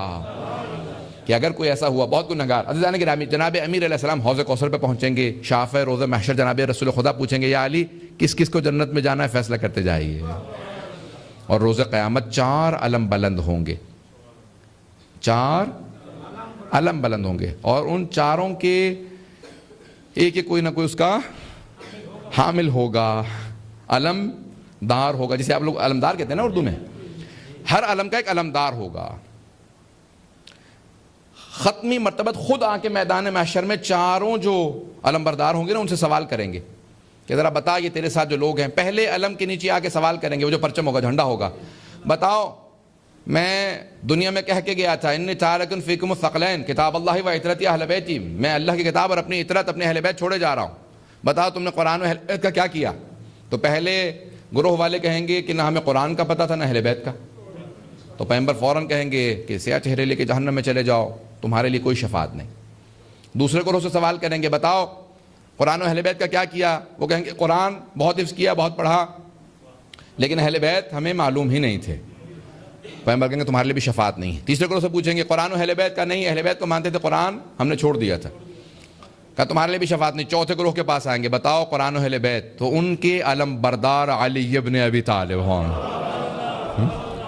ایک مرتبہ سارا مجمع آواز دے گا یا رسول اللہ قرآن ہمارے سینوں میں بڑا محترم تھا، اہل بیت ہمارے سر پہ بڑے محترم تھے، ہم نے دونوں کی خاطر جانیں قربان کی، لوگوں نے ہمیں قتل کیا، ہمیں مارا، ہر جگہ پہ ہمیں مارا، لیکن ہم نے کبھی نہ قرآن کا انکار کیا نہ اہل بیت کا انکار کیا۔ پیغمبر کہیں گے انہی گروہوں کی میں شفاعت کے لیے آیا ہوں، جو قرآن کو بھی مانتے تھے اہل بیت کو بھی مانتے تھے۔ پتہ نہیں توجہ ہے یا نہیں ہے؟ جو قرآن و اہل بیت دونوں کو مانتے تھے ان کی شفاعت کروں گا۔ عزیزان گرامی، چاہے انسان جتنا کم جانتا ہو، اہل بیت کی معرفت بہت کم رکھتا ہو، قرآن کو بہت کم سمجھتا ہو، لیکن بس یہ ضرور مسلم ہے کہ ان کے بغیر گزارا، نہ قرآن کا انکار نہ اہل بیت کا انکار۔ بات واضح ہے سب کے لیے؟ چاہے معرفت بہت کم ہو، ایک آدمی قرآن بہت کم جانتا ہے، اس کو کوئی معرفت نہیں ہے، نہیں حفظ کیا اس نے وہ نہیں پڑھتا، اہل بیت کو بہت کم جانتا ہے، لیکن بس مانتا ہے، ایمان رکھتا ہے، اس کی شفاعت کے لیے کافی ہے۔ میں یہ نہیں کہہ رہا کہ ایسا نہ کیجئے، میں یہ کہہ رہا ہوں کہ اگر کوئی ایسا چلا بھی گیا ہو تو کبھی اس سے متعلق شک نہ کیجئے۔ پتہ نہیں بات واضح ہے یا نہیں؟ کبھی بھی اپنے ذہن میں شک و شبہ نہ آنے دیں۔ خداوند متعال بہت کریم، اہل بیت علیہ السلام بہت سخی ہیں۔ توجہ ہے سب لوگوں کی؟ اب یہ ہے پولیس صراط، سب دیکھ رہے ہیں؟ 50 مقامات پہ روک روک کے سوال کیا جائے گا۔ پولیس صراط پہ کتنے مقامات پہ؟ 50 مقامات پہ۔ پہلے مقام پہ روکا جائے گا، سوال ہے کچھ، جواب دو گے تو آگے جا سکتے ہو، نہیں تو فرشتے وہیں سے دھکا دے دیں گے۔ پہلا سوال ہوگا، دوسرا سوال ہوگا، سارے سوال نہیں پیش کر رہا ہوں، زیادہ نہ گھبرائیں آپ لوگ، لیکن 50ویں مقام پہ سوال ہوگا۔ کیا سوال ہوگا؟ کہ آخری مقام پہ ولایت علی ابن ابی طالب کا سوال ہوگا۔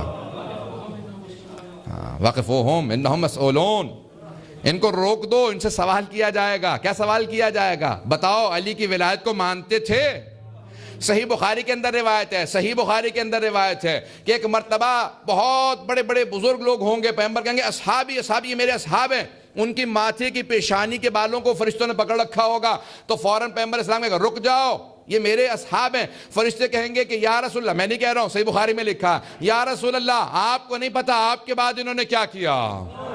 مجھے نہیں معلوم. در فاطمہ کے متعلق ہے، یہ جناب امیر کے حق سے متعلق ہے، یہ اب وہی بہتر جانتے ہیں. لیکن روز قیامت سب سے سوال کیا جائے گا، کہیں علی و بطول کے حق میں کوتاہی تو نہیں کی؟ اگر کوتاہی کی ہے تو اب اس مقام سے اس کو دھکیل دیا جائے گا.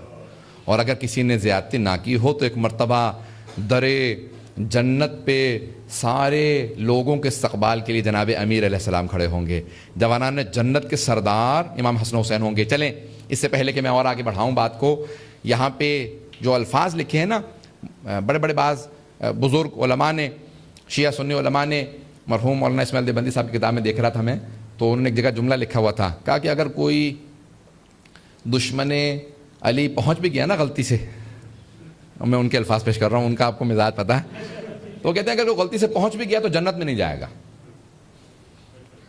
اگر غلطی سے پہنچ بھی گیا دشمن علی جنت کے دروازے پہ تو جنت میں نہیں جائے گا. کیوں؟ کیونکہ جیسی دیکھے گا نا کہ لا الہ الا اللہ محمد الرسول اللہ علی ولی اللہ فاطمہ تو سیدۃ نساء العالمین یا امت اللہ اور والحسن والحسین سیدہ شباب اہل الجنہ. پتہ نہیں توجہ ہے یا نہیں؟ وہ کہتے تھے کہ اگر کوئی پہنچ بھی گیا تو خود سے کہے گا کہ میں ان سب کا منکر تھا، یہ جنت نہیں ہے، شیعوں کا امام کوٹ ہے.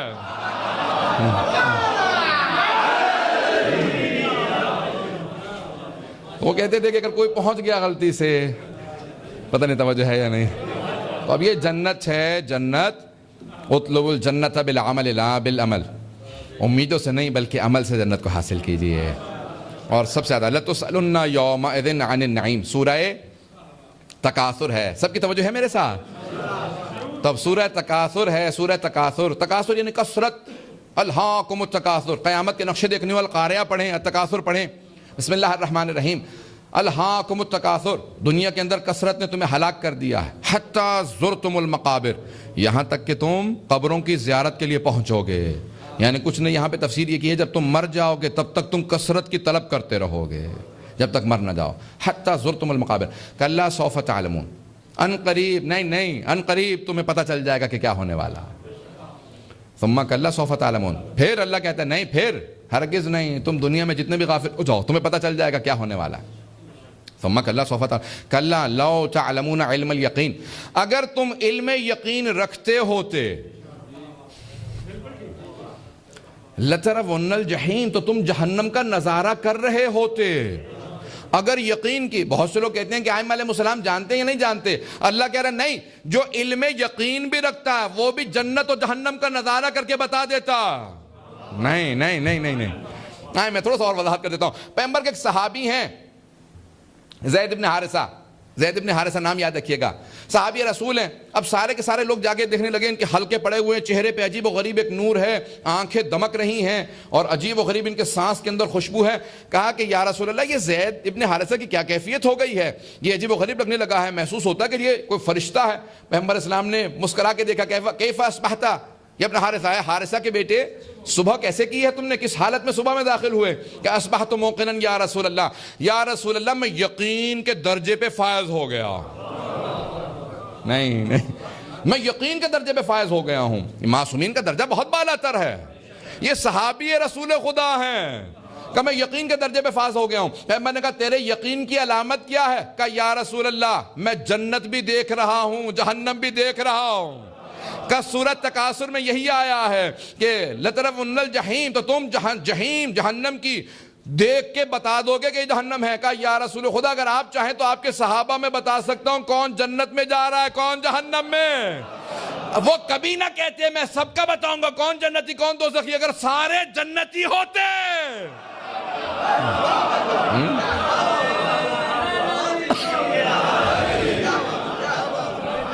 اگر سارے جنتی ہوتے تو وہ کہہ دیتے کہ یہ سارے جنتی ہیں، یہ جنت ہے. انہوں نے کہا آپ اگر کہیں تو بتا دیتا ہوں کون کون جنتی کون کون جہنمی. پیغمبر نے کہا خبردار مت بتانا، راز رہنے دے. پتہ نہیں توجہ ہے یا نہیں. تو اب انہوں نے کہا کہ یا رسول خدا آپ نے میرا راز کھول دیا، آپ نے سب کے سامنے بتا دیا میں یقین کے درجے پہ ہوں. اب یہ سب آ کے مجھ سے تنہائی میں پوچھنے لگے ہیں میرا کیا مقام ہے، جنت میں جاؤں گا نہیں جاؤں گا. کہا یا رسول خدا آپ یہ سب مجھ سے پوچھنے لگے ہیں؟ تو پیغمبر نے کہا مجھ سے کیا چاہتے ہو؟ یہ نہیں کہا کہ پتہ نہیں توجہ ہے، مجھ سے کیا چاہتے ہو؟ یقین کے جو درجے پہ فائز ہو وہ جانتا ہے کس سے چاہنا چاہیے. کہا یا رسول اللہ میں نے یقین کے درجے پہ فائز ہونے کے بعد دیکھا جو رتبے ہیں نا جو میں حاصل کر سکتا ہوں ان میں سب سے بڑا رتبہ شہید کا ہے، بس میرے لیے اتنی دعا کر دیجئے میں بھی شہید ہو جاؤں. پیغمبر نے ہاتھوں کو بلند کیا کہ پروردگار ایسے شہادت نصیب فرما دے.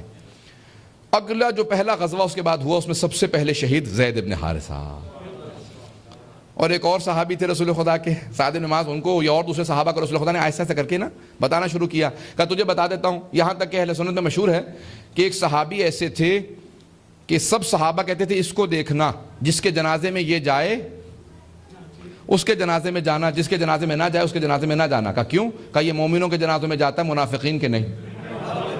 پتہ نہیں توجہ ہے یا نہیں؟ اسے پیغمبر سب بتا گئے تھے یہ منافقین کے جنازے میں جاتا ہی نہیں ہے، تو آئندہ جس کے جنازے میں ہی جائے اس کے جنازے میں جایا کرو. اب مجھے نہیں پتا کس کس جنازے میں نہیں گئے، پتہ نہیں توجہ ہے یا نہیں ہے. پہنچ گئے ہوں تو پہنچ گئے ہوں، اور اگر کوئی نہیں پہنچا تو جا کے پوچھ لو تم نے خود لکھا ہے ذرا یہ تو بتاؤ کس کس جنازے میں تھا، کس کس جنازے میں رسول خدا کے صحابی رضی اللہ عنہ ہو گئے. عزیزان گرامی یہ پیغمبر اسلام کا مقام ہے، انہوں نے صحابہ تک کو بتا دیا ہے. لوگ پیغمبر سے متعلق سوال کرتے ہیں، ہم تو کہتے ہیں صحابہ سے بھی پوچھ لو جو صحیح صحابی ہوں. عزیزان گرامی اب یہ جناب امیر علیہ السلام استقبال کریں گے. روایت کے الفاظ ہیں، قرآن کی آیت ہے کہ جہنم کے 7 دروازے ہیں اور جنت کے 8. اللہ نے یہ اس لیے رکھا ایک اضافی دروازہ تاکہ کسی کو یہ شبہ نہ ہو کہ رحمت اور عدالت برابر ہیں. اللہ کی رحمت زیادہ وسیع ہے کہ جو بخشا جائے گا وہ رحمت پروردگار سے بخشا جائے گا. توجہ ہے سب لوگوں کے؟ رحمت پروردگار سے بخشا جائے گا. کہ رحمت پروردگار کی وجہ سے اللہ نے ایک دروازہ اضافے رکھا. جو جنت کے دروازے پہ کھڑے ہوں گے فرشتے اس کا نام، ان کا نام رضوان، رضوان جنت. واقعہ بچپن سے سن رہے ہوں گے آپ لوگ کہ جناب سیدہ نے جب امام حسن حسین نے سوال کیا تھا کہ سب مدینے کے بچے کہہ رہے ہیں کہ ہمارے کپڑے سلنے گئے ہیں، ہمارے کپڑے کہاں ہیں؟ سب کے ذہنوں میں واقعہ آ گیا نا، مالی سبتین کا مشہور و معروف واقعہ ہے. تو جناب سیدہ نے کہا تھا کہ آپ کے کپڑے بھی درزی کے پاس سلنے گئے ہیں. تو سب نے لکھا ہے نا کہ رضوان جنت نازل ہوئے. کچھ لوگوں نے پڑھا ہوا تو ہوتا نہیں، سنے سنائے چل رہے ہوتے ہیں، تو اس لیے کوئی کبھی کہتا ہے جناب جبرائیل آئے، اس نے کہا نہیں جناب ملک الموت. نہیں بھائی، رضوان جنت نہیں پہنچا سکا. رضوان جنت. کیوں رضوان جنت آئے؟ کیونکہ جنت کے سردار ہیں حسن حسین اور وہ تھے رضوان جنت. تو جب زمین پہ آئے نا تو دستک دی جناب سیدہ کے دروازے پہ. ملائکہ بھی گھر میں وارد نہیں ہوتے تھے جناب سیدہ کی اجازت کے بغیر. روایت کے الفاظ ہے نا کہ ختمی مرتبت نے دیکھا کہ جناب سیدہ بار بار در پہ جاتی ہیں. کہا بیٹی کیا بات ہے؟ کہا بابا کوئی عرب ہے، میں چہرے نہیں دیکھا کرتی، لباس عربوں کا پہن رکھا ہے، بار بار کہتی ہوں میرے بابا آرام کر رہے ہیں، پھر کہتا ہے مجھے رسول خدا سے ملنا ہے. کہا سیدہ یہ ملک الموت ہے، کسی گھر میں اجازت سے نہیں جاتا، یہ آپ کی تعظیم میں دروازے پہ کھڑا ہے. جتنی مرتبہ آپ نے پلٹایا پلٹ گیا، اس میں جرت نہیں ہے کہ داخل ہو جائے. گھر میں نہیں آیا، اے سیدہ اجازت دے دیجئے. یہ انبیاء کی بارگاہ میں بھی اجازت لے کے نہیں جاتا ہے، یہ آپ کی تعظیم ہے. سیدہ یہ آپ کی تعظیم ہے. نہ جانے ختمی مرتبت یہ الفاظ کیوں کہہ رہے ہیں، سیدہ آپ کی تعظیم ہے، اے مسلمانوں اسی دروازے پہ آگ نہ لانا. سیدہ کا دروازہ ہے نا. پیش کروں اب الفاظ. تو اب جناب رضوان جنت جب آئے تھے تو انہوں نے کیا کہا تھا؟ انا خیاط الحسنین، میں حسنین کا درزی ہوں. میں نے بڑے بڑے سنی علماء سے بھی سنے یہ اس واقعے کو سنا کہ وہ کہتے ہیں ہماری کتابوں میں بھی موجود ہے. شیعہ سنی سب علماء کہتے ہیں. عزیزان گرامی میں ایک سوال کروں، رضوان جنت ہونے میں زیادہ فخر ہے یا خیاط الحسنین ہونے میں؟ عزیزان گرامی میں ایک بات کہوں گا اختلاف کرتے ہوئے کہ رضوان جنت ہونے میں زیادہ اعزاز ہے، لیکن رضوان نہیں کہلا رہا کیونکہ جناب سیدہ نے کہا تھا میں نے درزی کے پاس بھیجے ہیں. پتہ نہیں بات پہنچ رہی ہے کہ نہیں. میں نے درزی کے پاس بھیجے ہیں. تو اب جناب رضوان نے کہا کہ اب میرے پہ لازم ہے کہ جو سیدہ نے مجھے کہا ہے، میرے لیے ناز وہ ہے جو سیدہ مجھے لقب دے دے. پتہ نہیں بات پہنچی ہے نہیں. اب یہی ہے بات جو مولانا نے کہی ہے کہ ہاں ناز ہے، لیکن تب نہیں تھی، تب جب جناب سیدہ نے لقب دے دیا تو وہی ناز ہے، وہی ناز ہے جو جناب سیدہ کہہ دیں، اگر عزیزان گرامی بات پہنچ گئی ہو۔ اب آئیں ذرا، روایت کے الفاظ ہیں 8 دروازے ہوں گے جنت فردوس کے، 8 دروازے ہیں، اور سب سے جو بالا طبقہ ہے نا وہ ہے ختمی مرتبت کا۔ سن رہے ہیں سب لوگ؟ روایت کے الفاظ یہ ہیں، میں مغرب کا ایگزیکٹ وقت کیا ہے؟ پورے 9 بجے ہے، یہ تھوڑا سا پہلے ہے، 9 بجے چلیں، 9:55 8:55 پہ چلیں، ٹھیک ہے، میں پہلے ختم کروں گا، مجھے وقت پتہ ہونا چاہیے تاکہ میں اس حساب سے اگر زیادہ وقت لوں یا کم، توجہ رکھیے گا۔ روایت کے الفاظ ہیں کہ جب جائیں گے نا تو جنت فردوس، آپ سنتے ہیں جنت کے خود مقامات ہیں، جب ایک مرتبہ خدا پہلے جنت دکھائے گا پھر جہنم، جب پہلے جنت دکھا دے گا نا تو ہر آدمی کہے گا مجھے سب سے جو جنت فردوس ہے وہاں جگہ چاہیے، لیکن جب ایک مرتبہ جہنم کو لوگ دیکھیں گے کہیں گے کہ مجھے جنت کے کونے میں بھی جگہ مل جائے کافی ہے میرے لیے۔ اس وقت فیصلہ اہل بیت علیہ السلام کے، محمد وآل محمد کے ہاتھ میں ہے۔ جب لوگ جنت میں جائیں گے پھر اپنے اپنے حساب سے ان کو مقامات ملیں گے۔ روایت کے الفاظ ہیں کہ جب پیغمبر اسلام معراج پہ گئے نا تو جنت کے لیے کچھ دیر رکے جناب ختمی مرتبت نے، اور وہیں سے ایک پھل آپ نے ایک سیب کھایا تو کہا کہ یہ نور جناب سیدہ، اس میں ودیت کیا گیا تھا، سب کے ذہنوں میں روایت ہے۔ تو فوراً ختمی مرتبت نے سوال کیا، سن رہے ہیں سب لوگ؟ وہاں 14 کے محل تھے نا جب جنت سے آئے تھے ختمی مرتبت، تو آپ نے فوراً کہا جبرائیل یہ میرے محل کے پہلو میں کس کا محل بنا دیا گیا؟ کہا یہ خدیجۃ الکبریٰ کا محل ہے۔ کہا اتنی قربانیاں خدیجۃ الکبریٰ نے دی ہیں کہ اللہ نے آپ کے محل کے پہلو میں محل بنایا ہے۔ تو اب صحابہ نے پوچھا یا رسول اللہ کیسا محل تھا؟ تو کہا موتی کا بنا ہوا تھا۔ کہا نہ زمین پہ رکھا تھا نہ آسمان سے لٹکا ہوا تھا، کہا ایک مرتبہ ہوا میں معلق تھا اور اتنا خوبصورت تھا کہ دنیا میں تم نہ تصور کر سکتے ہو نہ تم دیکھ سکتے ہو جیسے وہ محل تھا۔ کہا یا رسول خدا خدیجہ ہی کے لیے کیوں؟ کہا کیونکہ سب سے زیادہ اسلام پہ دولت قربان خدیجہ نے کی ہے، کہا اس لیے میرے محل کے ساتھ۔ عزیزان گرامی اب یہ جنت کا ایک نظارہ ہے، سب کے سب دیکھیں گے جنت بہت خوبصورت، اور جب سب جنت پہنچیں گے تو اس وقت انشاءاللہ شہید دستغیب ایک جملہ کہتے ہیں کہ مومن جب بھی جنت کا نام آئے تو اسے خوش ہونا چاہیے کیونکہ اس کے وطن کا نام آیا ہے۔ وطن کا نام آتا ہے نا تو فوراً آپ کو محسوس ہوتا ہے، گھر یاد آ جاتا ہے انسان کو۔ عزیزان گرامی تو اب جنت آئیں ذرا میں پیش کر رہا ہوں، سنیں گے سب لوگ؟ تو اب روایت کے الفاظ یہ ہیں کہ وہاں پہ فیصلے ہوں گے ختمی مرتبت کے ذریعے، جناب امیر علیہ السلام جناب سے فیصلہ کریں گی، شفاعت بھی یہی کریں گے، فیصلہ بھی کس کا مقام کہاں پہ ہے، اور سب کے سب مختلف مقامات پہ جائیں گے، اور جب دعوت ہوگی تب صرف وہاں جا سکتے ہیں جہاں دوسرے کا مقام ہے، اس مقام پہ جا سکتے ہیں بالا جو اس سے بلندر مقام ہوگا اگر وہاں سے دعوت ہو۔ پتہ نہیں توجہ ہے یا نہیں؟ جنت میں کچھ ایسی چیزیں ہیں جو جنت سے بہتر ہیں، یہ جناب امیر علیہ السلام کی روایت ہے۔ مولا فرماتے ہیں 3 چیزیں جنت میں جنت سے بہتر، میں نے شاید گزشتہ پہلے بھی پیش کی ہو، کا رضائے پروردگار، اللہ کی رضا، اللہ کی مرضی، رضی اللہ عنہ، کہ اللہ راضی ہے، جنت میں ہو تو اللہ راضی ہے، کہ دنیا میں جو کچھ کر لو تمہیں کبھی نہیں پتا اللہ راضی ہے یا نہیں ہے، کہ لیکن جنت میں ہو تو یہ یقین ہے کہ پروردگار مجھ سے راضی ہے تبھی تو جنت میں ہوں۔ تو ایک تو پہلی چیز رضائے پروردگار، دوسری چیز کا خلود، ہم فیہا خالدون، ہم فیہا خالدون، ہمیشہ ہمیشہ وہاں رہیں گے جنت میں، کہ دنیا میں جتنی بھی تم آسائش حاصل کر لو ہمیشہ ایک دھچکا لگا رہتا ہے، دنیا ختم ہو جائے گی، کہ لیکن آخرت میں تمہیں یقین ہے کہ ہمیشہ ہمیشہ یہاں رہیں گے، کہ جنت سے بہتر۔ تیسری چیز کا ہمسائیگی محمد و آل محمد، خود نہیں، وہ خود تو ان کے صدقے میں بنی ہے، ان کے صدقے میں بنی ہے جنت، لیکن ان کی ہمسائیگی کیوں؟ اب جب پہنچ گئے تو ایک مرتبہ دستک دے کے پہنچ سکتے ہیں، دروازے پہ دستک دیں کہ مولا اپنے رخ رونق کی زیارت کرا دیں۔ اب زحمت کر کے پہنچ گئے انسان تو پھر انسان جا کے سوال کر سکتا ہے کہ مجھے زیارت کرنی ہے۔ توجہ ہے لوگوں کی میرے ساتھ؟ اب آئیں ذرا روایت کے الفاظ پیش کروں کہ جنت کے اندر سب سے پہلے کون وارد ہوگا؟ ختمی مرتبت فرماتے ہیں کہ جب مجھے فرشتے کہیں گے یا رسول خدا جنت میں وارد ہوں تو دیکھوں گا کہ مجھ سے بہت آگے ایک نور کی اونٹنی وارد ہونے والی ہے، تو فوراً ندا آئے گی ہاذہی فاطمہ، یہ فاطمۃ الزہرا ہے، چھٹے امام کی روایت ہے اور مستند روایت ہے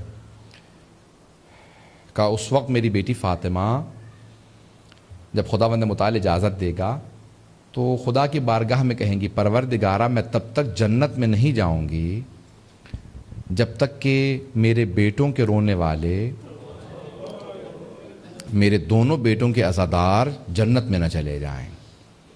روایت کے الفاظ ہیں، بی بی اس وقت جب خداوند متعال کہے گا نا کہ فاطمہ آج آپ جو کہیں گی وہ عطا ہوگا، آج آپ جو کہیں گی، تو اس وقت جناب خاتون جنت کہیں گی کہ پروردگارہ مجھے صرف و صرف ایک بات کا گلہ ہے امت محمدی سے کہ انہوں نے میرے دونوں بیٹوں کو، جنہیں میں نے بڑی زحمتیں کر کے پالا تھا، بڑی اذیتیں دے کے مارا، پروردگارہ مجھے میرے دونوں بیٹوں کی شہادت دکھا دے۔ کیا ہوتا ہے خدا نہ خواستہ اگر کوئی جوان مر رہا ہو نا تو فوراً کہتے ہیں ماں باپ کو دور لے جانا، مرتے ہوئے بیٹے کو نہ دیکھیں۔ ایسا ہوتا یا نہیں ہوتا؟ کہتے ہیں نا ماں باپ کو مت دکھانا، ماں باپ کو مت دیکھنے دینا، ماں باپ نہ دیکھیں، کیوں اولاد کا غم ماں باپ سے برداشت نہیں ہوگا۔ تھوڑا سا سنیں گے آج، کہ ماں باپ سے اولاد کا غم برداشت نہیں ہوتا، لیکن ایسی ماں ہے جناب سیدہ، اتنا کلیجہ ہے کہ خود بی بی کہیں گی پروردگارہ مجھے میرے دونوں بیٹوں کی شہادت دکھا دے۔ کیوں؟ بار بار پیغمبر اسلام بتاتے تھے نا کہ کیسے شہادت ہوگی، تو بی بی بہت یاد کر کے رویا کرتی تھی۔ ایک جملہ پیش کروں یہاں کہ جناب سیدہ نے خود سے کہا تھا، بابا حسن مجتبیٰ بہت آرام سے پل لیے، لیکن بابا یہ حسین کبھی کبھی مجھ سے رات کی تنہائی میں کہتا ہے یا امی انا غریب، اماں میں بڑا غریب ہوں، بابا مجھے بہت رونا آتا ہے۔ پھر کہتا ہے یا امی انا عطشان، مادر گرامی میں بڑا پیاسا ہوں، بابا میں پانی لے کے کھڑی رہتی ہوں۔ پانی پی لیتا ہے تو کہتا ہے یا امی انا مظلوم، مادر گرامی میں بڑا مظلوم ہوں، بابا مجھے بہت رلاتا ہے۔ یہ باتیں ایسی سے کہتا ہے اپنے متعلق کہ مجھے بہت رونا آتا ہے، میں اس پہ ظلم برداشت نہیں کر پاؤں گی۔ جناب ختمی مرتبت نے کہا، رو کے کہا کہ ہاں ہم میں سے کوئی نہیں ہوگا۔ تفصیل سے روایت تو بڑی مفصل ہے نا، کہ جب جناب سیدہ نے پوچھا تھا کہ بابا کس طرح سے شہید کیا جائے گا، تو پیغمبر نے کہا کہ بھوکا پیاسا ہوگا، تنے تنہا ہوگا، جب اسے یہ اپنے ذوالجناح سے زمین پہ آئے گا نا، اپنے گھوڑے سے زمین پہ آئے گا تو بڑے مظلومیت کے عالم میں ذبح کیا جائے گا۔ تو کہا کہ بابا کیا آپ مدد کے لیے نہیں جائیں گے؟ کہا کہ میں اس وقت دنیا میں نہیں ہوں گا۔ کہا پھر علی مرتضیٰ تو ضرور جائیں گے۔ یہ بی بی کسے بتا رہی ہیں؟ جو جانتی ہیں۔ بی بی بار بار دہرا یہ رہی ہیں میرا بیٹا کتنا مظلوم ہوگا، کہ کوئی پاس نہیں ہوگا۔ کہا نہیں علی مرتضیٰ نہیں۔ کہا پھر بابا حسن مجتبیٰ ساتھ جائیں گے؟ کہا نہیں حسن مجتبیٰ بھی نہیں ہوں گے۔ تو کہا بابا میں ساتھ جاؤں گی۔ وہ بی بی جو ہمیشہ پردے میں رہتی ہو، کہا بابا میں حسین کے ساتھ کربلا جاؤں گی۔ شاید اسی لیے یہ روایت کے الفاظ ہے نا، ہلال ابن نافع جو اہل سنت کا راوی ہے، وہ کہتا ہے کہ رات کا وقت تھا، میں نے حسین ابن علی کو دیکھا مقتل میں ہر جگہ پہ جا رہے ہیں، میں نے کہا مولا ساتھ آ سکتا ہوں؟ کہا ہاں۔ کہا مولا اس مقام پہ کیوں آئے ہیں؟ کہا یہاں عباس کا بازو قلم ہوگا۔ کچھ آگے بڑھے، کہا مولا اس مقام پہ کیوں آئے؟ کہا یہاں عباس کا دوسرا بازو قلم ہوگا۔ کہا مولا اس مقام پہ کیوں آئے ہیں؟ کہا یہاں علی اکبر کے برچھی لگے گی۔ کہا مولا اس مقام پہ، کہا یہاں علی اصغر کے تیر لگے گا۔ بیان کرتے رہے، ایک مقام آیا کہ ہلال ابن نافع کہتے ہیں مولا محسوس ہو رہا کوئی بی بی خیمے سے باہر آ گئی ہے۔ مولا نے کہا نہیں ہلال پیچھے رہ جاؤ، اب آگے مت بڑھنا، یہاں میری ماں فاطمہ الزہرا، اس مقام پہ میری ماں فاطمہ الزہرا۔ کہا مولا رونے کی آواز بی بی کی ہے؟ کہا ہاں رک جاؤ۔ میری طرف دیکھیے گا، میں ہاتھ جوڑ کے جملے کو پیش کروں۔ ہلال ابن نافع نے کہا مولا کیا بات ہے، آپ کی ماں زہرا جنت البقیع سے یہاں پہ کیوں آ گئیں؟ کہا ہلال یہ میرا مقتل ہے، اس جگہ مجھے ذبح کیا جائے گا۔ بس بھئی ہلال بن نافع کہتے ہیں میں نے محسوس کیا کہ کوئی بی بی وہاں پہ گریہ کر رہی ہے، آپ سنتے آئے نا بزرگوں سے کہ بی بی نے اپنے بالوں سے امام حسین کے مقتل کو صاف کیا. بس بھئی میں اسے آگے نہیں پڑھوں گا, سنیں گے, اشارہ کر رہا ہوں, آگے بڑھوں گا. میں نے آپ سے وعدہ کیا تھا میں آخر میں پیش کروں گا. تو روایت کے الفاظ ہیں کہ ایک مرتبہ جناب سیدہ ندا دیں گی, پروردگارہ, جب آئیں گی نا جناب سیدہ محشور کی جائیں گی تو اس وقت خود آواز دیں گی, آواز قدرت آئے گی, سیدہ آج آپ جو مانگیں گی عطا ہوگا. کہ پروردگارہ مجھے میرے دونوں بیٹوں کی شہادت دکھا دے. جیسے پردے پہ فلم چلتی ہے نا, اس طرح سے روایت کے الفاظ ہیں, 2 شہادتیں نظر آئیں گی. پہلی شہادت میں کسی کا کلیجہ نکلتا نظر آئے گا, یہ روایت کے الفاظ ہے, چھٹے امام نے فرمایا ہے. ایک کلیجہ نکلتا نظر آئے گا, دوسرے کی رگیں کٹتی ہوئی نظر آئیں گی. جب کٹتی رگوں کو دیکھیں گی نا تو بلند آواز سے بی بی چیخ مار کے روئیں گی. محشر میں کوئی ایسا نہیں ہوگا جو رو نہیں رہا ہوگا. انبیاء چیخ چیخ کے رو رہے ہوں گے, پروردگارہ سیدہ نے کتنی مظلومیت برداشت کی ہے. خدا کہے گا سیدہ اب جو چاہیے آپ مانگ لیجئے. اس وقت بی بی کہیں گی پروردگارہ میں تب تک جنت میں نہیں جاؤں گی جب تک کہ ایک ایک رونے والا جنت میں نہ چلا جائے. جب تک ایک ایک رونے والا جنت میں نہ چلا جائے. کیا ہوگا؟ کہ سب کے سب, یہاں تک کہ وہ آخری آدمی جو رونے والا تھا وہ کہے کہ پروردگارہ میں بہت گنہگار ہوں. بی بی کہیں گی پروردگارہ کیونکہ رونے والا تھا, یہ رونے والا تھا, یہ تب تک میرے ساتھ جنت میں جب تک نہیں جائے گا میں نہیں جاؤں گی, میں نے مکمل کر دیا. روایت کے الفاظ ہیں سارے انبیاء محشور ہوں گے لیکن ایک ٹکڑا اٹھایا جائے گا. میں نے کہا تھا نا ابھی, ایک زمین سے ٹکڑا اٹھایا جائے گا, وہ زمین سے مٹی کا ٹکڑا آسمان پہ لے جایا جائے گا اگر دیکھ سکیں. روایت کے الفاظ ہے کہ ایک مرتبہ, مجھے نہیں معلوم کوئی اس قبر کی مٹی کو صاف کرے گا, لیکن روایت کے الفاظ ہیں ایک مرتبہ ایک چٹائی پہ زخموں سے چور چور لاشا, جس لاشے کے سارے اعضاء, میں زیادہ نہیں پڑھنا چاہتا, بس میں سارے اعضاء امام سجاد نے چٹائی پہ رکھے تھے نا. جب بنی اسد نے پوچھا قیدی کیا کر رہے ہیں آپ, کہ جب میرے بابا کے لاشے پہ گھوڑے دوڑائے گئے, کہ جب گھوڑے دوڑائے گئے کوئی اعضاء کہیں چلا گیا, کوئی عضو کہیں چلا گیا. روایت کے الفاظ ہیں امام سجاد نے سارے اعضاء جمع کیے. بس بھئی میں نے تمام کر دیا, تھوڑی سی زحمت دوں گا آپ کو, 4 سے 5 منٹ کی زحمت دوں گا. شب جمعہ ہے, شب جمعہ میں روایت کے الفاظ ہیں کہ مصائب سید الشہداء ضرور پڑھیں, اور 2 مصائب کی تاکید ہے, شہادت نہیں 2 اور مصائب کی. سنیں گے 2 جلدی پیش کر دوں, سارے مصائب نہیں پڑھوں گا. 2 مصائب کی تاکید ہے. ایک جناب علی اکبر علیہ السلام کے, میں جملہ کہہ دوں آپ کے سامنے, بہت سے جوان اولاد والے بیٹھے ہوں گے, مجھے معاف کیجئے گا. روایت کے الفاظ ہیں اگر حرم میں سید الشہداء ہو نا, شب جمعہ میں اگر کوئی مصائب پڑھتا ہے تو محسوس ہوتا ہے جیسے ذریعہ مقدس سے رونے کی آواز آ رہی ہے, جیسے کربلا کی زمین سے رونے کی آواز آ رہی ہے, جیسے دیواروں سے رونے کی آواز آ رہی ہے. جب کسی بزرگ نے پوچھا کہ مولا کیا بات ہے, بہت سے علماء نے کہا کہ آپ منع کرتے ہیں, امام حسین خود منع کرتے ہیں کہ شب جمعہ میں میرے حرم میں علی اکبر کے مصائب نہ پڑھنا, ہر جگہ پڑھو شب جمعہ میں. مستحب ہے, امام حسین کو سب سے زیادہ محبت جناب علی اکبر سے, کہ مولا آپ کو سب سے زیادہ محبت علی اکبر سے, آپ کا حرم, اور آپ کہتے ہیں میرے حرم میں علی اکبر کے مصائب نہ پڑھو. مولا کیوں جناب علی اکبر کے مصائب آپ کے حرم میں نہ پڑھیں, شب جمعہ میں ہمیشہ پڑھو, شب جمعہ میں نہ پڑھو. مولا کیوں نہ پڑھیں, کہ شب جمعہ میں میری ماں فاطمہ مدینے سے میری زیارت کے لیے کربلا آتی ہیں, کہ سب علی اکبر کے مصائب برداشت کر لیتے ہیں لیکن میری ماں فاطمہ علی اکبر کے مصائب برداشت نہیں کر پاتی. کہ وہ جو تم نے کل رات پڑھے تھے نا مصائب شب جمعہ میں میرے حرم میں, کہ میری ماں کبھی بھی ہوش ہوتی ہے پھر ہوش میں آتی ہے, جب ہوش میں آتی ہے مجھ سے ایک سوال کرتی ہے. کیا سوال کرتی ہیں جناب سیدہ, حسین کیسے لاشا اٹھایا تھا, جوان بیٹے کا کیسے لاشا اٹھایا تھا. اجرکم اللہ, اجرکم اللہ. میں نے کہا تھا مختصر سے وقت میں مکمل کروں گا, اجرکم اللہ. میں نے کہا 2 مصائب شب جمعہ میں, 2 مصائب. ایک شہزادہ جناب علی اکبر علیہ السلام کے, حضرت علی اکبر علیہ السلام کے. دوسرے مصائب شب جمعہ میں. بڑے بڑے علماء نے, مراجع نے وصیت کی ہے کہ اگر شب جمعہ میں ہمارے قبر پہ مجلس کرو تو یہ مصائب پڑھنا. آیت اللہ مرشی نجفی نے اپنے بیٹے سے کہا جب تک زندہ رہے نا بیٹا تو میری قبر پہ شب جمعہ میں 5 منٹ کا مصائب پڑھ دینا. کہا بابا کس کا مصائب, کہا حسین ابن علی کے جناب زینب سے وداع کے مسائل، کہا بہن کے بھائی سے وداع کے مسائل میں نہیں پڑھ سکتا۔ ایک جملہ کہوں، علامہ مجلسی نے لکھا ہے، شیخ یحییٰ یثربی نے لکھا ہے کہ میں نے دیکھا حرم امام حسین ہے، ممبر پہ علامہ محمد باقر مجلسی خطاب کر رہے ہیں، 500 یا 800 فقہاء مجتہدین علماء بیٹھے ہیں۔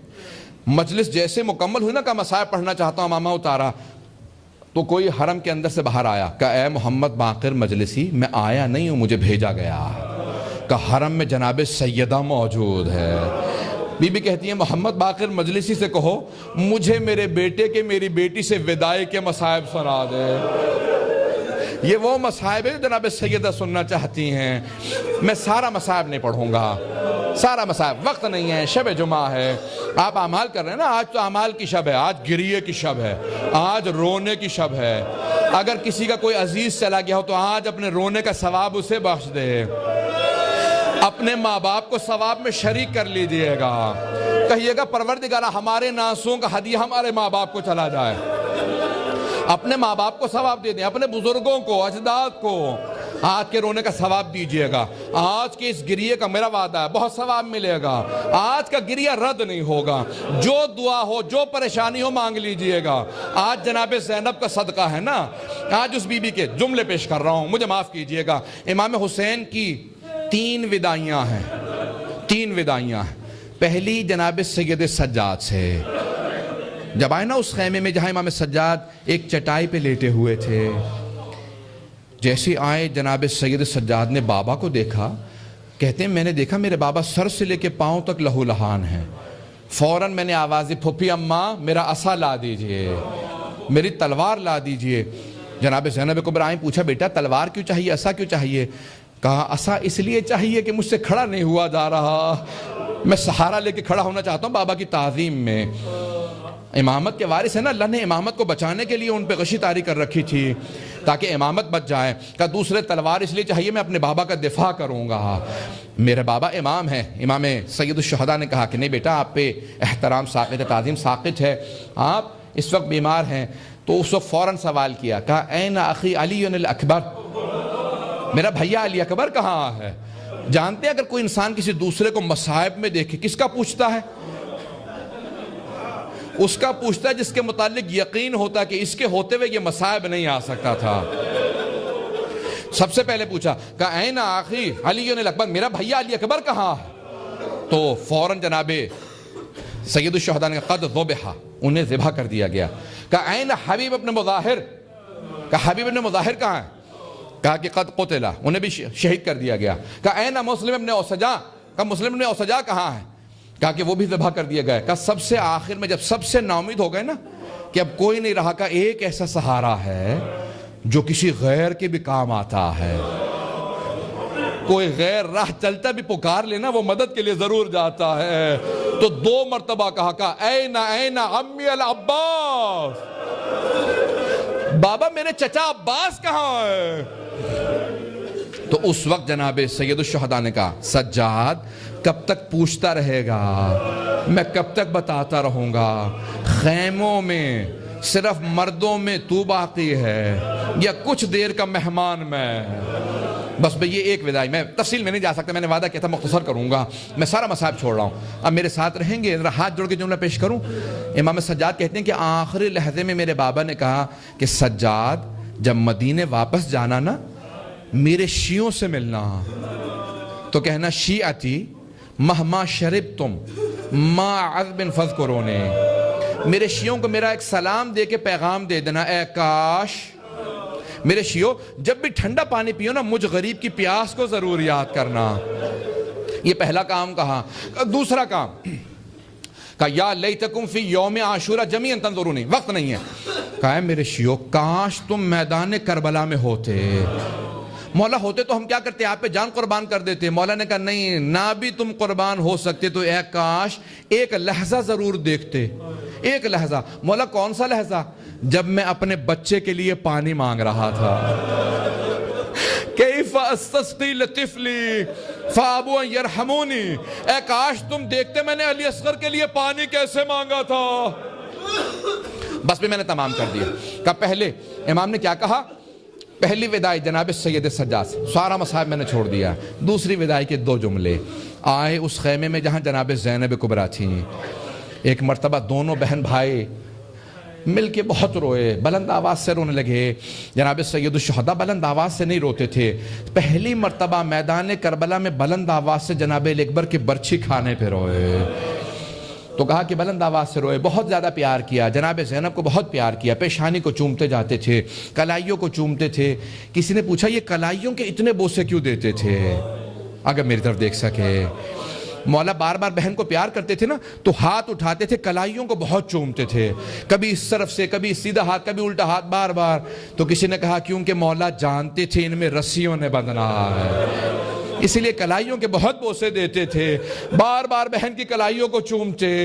پھر ایک مرتبہ کہا سب بیویوں کو بلا لو. جب سب بیویاں آ گئیں، اپنی بہن رقیہ کا ہاتھ تھاما، کہا زینب میں نے رقیہ کو آپ کو سونپا. پھر ایک اور بہن کو بلایا خدیجہ، کہا میں نے خدیجہ کو آپ کو سونپا. پھر اپنی بیٹیوں کو سب کو بلا کے سونپ دیا. پھر ایک مرتبہ کہا زینب میں نے سجاد کو آپ کو سونپا، میں نے سجاد کو آپ کو سونپا. پھر ایک مرتبہ سینے پہ سونے والی ایک 3.5 برس کی بچی، اس کا ہاتھ پکڑا، جناب زینب کے ہاتھ میں دیا، کہا بی بی میں نے یہ اپنی بیٹی آپ کو سونپی. بس ایک مرتبہ چلی جناب زینب کے پاس سے جناب رقیہ، میں آخر میں پیش کروں گا. جناب سید الشہداء چلے، اور چلنے کے بعد ایک مرتبہ ابھی در خیمہ پہ نہیں پہنچے تھے کہ بی بی نے آواز دی محلن محلن یا اخی، آہستہ آہستہ بھیا، ابھی خیمے سے باہر نہ جانا، ذرا کچھ دیر رک جاؤ، مجھے اماں کی وصیت یاد آ گئی. اب ساری بیویاں تڑپ کے دیکھ رہی ہیں کون سی وصیت کی تھی جناب سیدہ نے. بی بی آگے بڑھی، کہا بھیا ذرا گریبان چاک کرنا. مولا نے گریبان کھولا، بی بی نے فوراً قدموں کو بلند کیا، کبھی گلے کا بوسہ دیتی ہے، پھر مدینے کا رخ کرتی ہے، پھر گلا چومتی ہے. کہ اماں نے کہا تھا زینب آخری مرتبہ میری طرف سے گلے کو چوم لینا. میں نے تمام کر دیا. اگر میری طرف دیکھ سکے 2 جملوں کی زحمت دے رہا ہوں. میں نے مصاحب ختم کر دیا، میں نے مصاحب پڑھ دیا، آپ نے سن لیا، مصاحب ختم ہو گیا. میں نے کہا تھا مولا کی 3 وداعیاں، ایک امام سجاد سے، دوسری جناب زینب سے، تیسری وداعی کس سے ہے؟ اپنی بیٹی، اپنی 3.5 برس کی بچی سے. روایت کے الفاظ ہیں، حمید ابن مسلم کہتا ہے میں نے دیکھا سید الشہداء خیمے سے باہر نکلے، امامہ سر پہ تھا.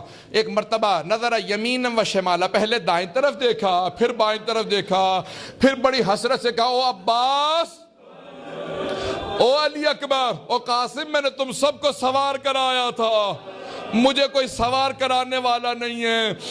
راوی کہتا ہے میں نے دیکھا ایک بی بی نے برقع لے رکھا تھا، خیمے سے فوراً باہر آئی، اپنے بھائی کا بازو تھاما، کہا بھیا میری زندگی میں غربت کا نعرہ بلند نہ کیجئے گا، میں آپ کو سوار کراؤں گی. سوار کرا دیا. وہ تیسری رخصتی کے 2 جملے. جناب سید الشہداء نے اپنے زلجنہ کو ایڑ لگائی، کہا زلجنہ آگے بڑھ، میں مقابلہ کروں گا سب کا. زلجنہ آگے نہیں بڑھتا. پھر مولا نے دوسری مرتبہ کہا، پھر تیسری مرتبہ یہ جملہ کہا کہ زلجنہ کیا تو نے میرا ساتھ چھوڑ دیا؟ جیسے میرے اصحاب مجھے چھوڑ کے چلے گئے، کوئی فرات پہ سو رہا ہے، کوئی مقتل میں پڑا ہے. کہا جیسے میرے بھائی. کہا نہیں، ایک مرتبہ بے زبان جانور تھا، سر جھکا دیا. راوی کہتا ہے جب سر جھکایا نا تو دیکھا کہ ایک 3.5 برس کی بچی زلجنہ کے قدموں سے لپٹی ہوئی تھی. میں اس جملے کی، میں بھی اولاد والا ہوں، میری بھی بیٹی، آپ کے سامنے 2 جملے پیش کروں گا. جملہ مجھ سے پڑھا نہیں جاتا. میرے مولا فوراً زلجنہ سے اترے، بچی کو سینے سے لگایا، بہت زور سے پیار کیا، پیار کر کے رونے لگے. کہا بیٹی کیا بات ہے، خیمے سے باہر کیوں آئی؟ کہا بابا آپ ہمیشہ کہا کرتے تھے اسلام میں بیٹوں کا بھی حق ہے، بیٹیوں کا بھی حق ہے. بابا بتائیے میرے حصے میں کیا آیا؟ مولا حسین نے خاک کربلا اٹھائی، بی بی کے سر میں ڈال دی. کہا بابا یہ کیا کیا؟ کہا بیٹی تیرے حصے میں یتیمی آئی ہے، تیرے حصے میں شام کی قید آئی ہے، تیرے حصے میں اسیری آئی ہے. الا لعنت اللہ علی القوم الظالمین.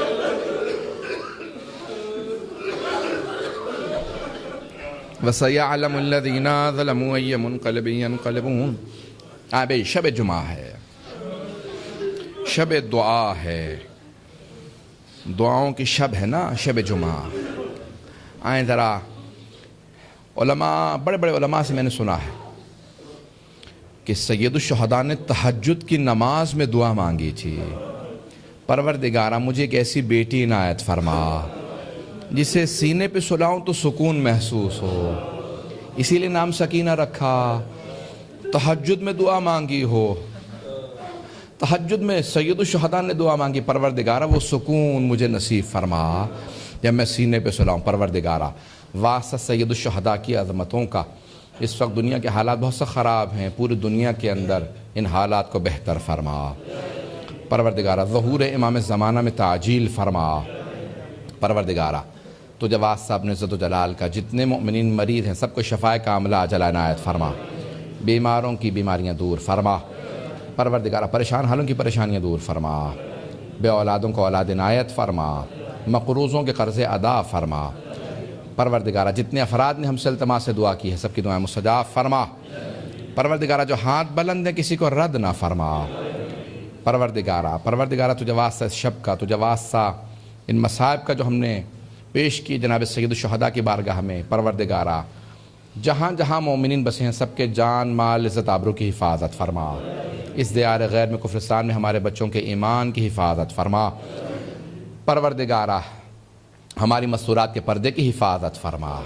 پروردگارہ ہمارے مقامات مقدسہ کی حفاظت فرما. خصوصاً جنت البقیع جنت معلیٰ دوبارہ تعمیر ہوتا دیکھنا نصیب فرما. شام کے تمام روزوں کی حفاظت فرما. داعش کو، طالبان کو، یہ جتنے بھی دشمنان اہل بیت ہیں، آل سعود، سب کو غارت فرما. پروردگارہ مؤمنین کی حفاظت فرما. اس امام بارگاہ کو ترقی عنایت فرما. خدمت کرنے والوں کے توفیقات میں اضافہ فرما. ہم سب کی عاقبت بخیر فرما. جو ہاتھ بلند ہے کسی کو رد نہ فرما. پروردگارہ بہت سے لوگوں نے مجھ سے التماس سے دعا کی ہے، مجھے سب کے نام اس وقت یاد بھی نہیں ہوں گے. پروردگارہ خصوصاً جو والدین اپنی اولاد کی طرف سے پریشان ہیں ان کی پریشانیاں دور فرما. مخصوصاً وہ والدین جو اپنے بچیوں کے رشتوں کی طرف سے پریشان ہیں ان کی پریشانیاں دور فرما. جتنے ہمارے جوان بچے نے امتحان دے رکھے ان کو ان کے امتحانوں میں کامیاب فرما. پروردگارہ تجھے واسطہ ہے جناب سید الشہداء کا، ان کی عظمتوں کا واسطہ، ہمیں زندگی میں سید الشہداء کی زیارت نصیب فرما، آخرت میں ان کی شفاعت نصیب فرما. ربنا تقبل منا انک انت السمیع العلیم بحق محمد وآلہ الطیبین الطاہرین المعصومین. ایک سورہ فاتحہ اور 3 مرتبہ سورہ اخلاص پڑھ کے حاضرین کے تمام مرحومین کو، تمام مومنات جو دنیا سے رخصت ہو چکے ہیں، خصوصاً وہ مومنین اور مومنات جن کی اب قبروں پہ کوئی فاتحہ پڑھنے والا نہیں ہے، ان کے لیے، تمام شہداء کے لیے 1 مرتبہ سورہ فاتحہ کی تلاوت کر کے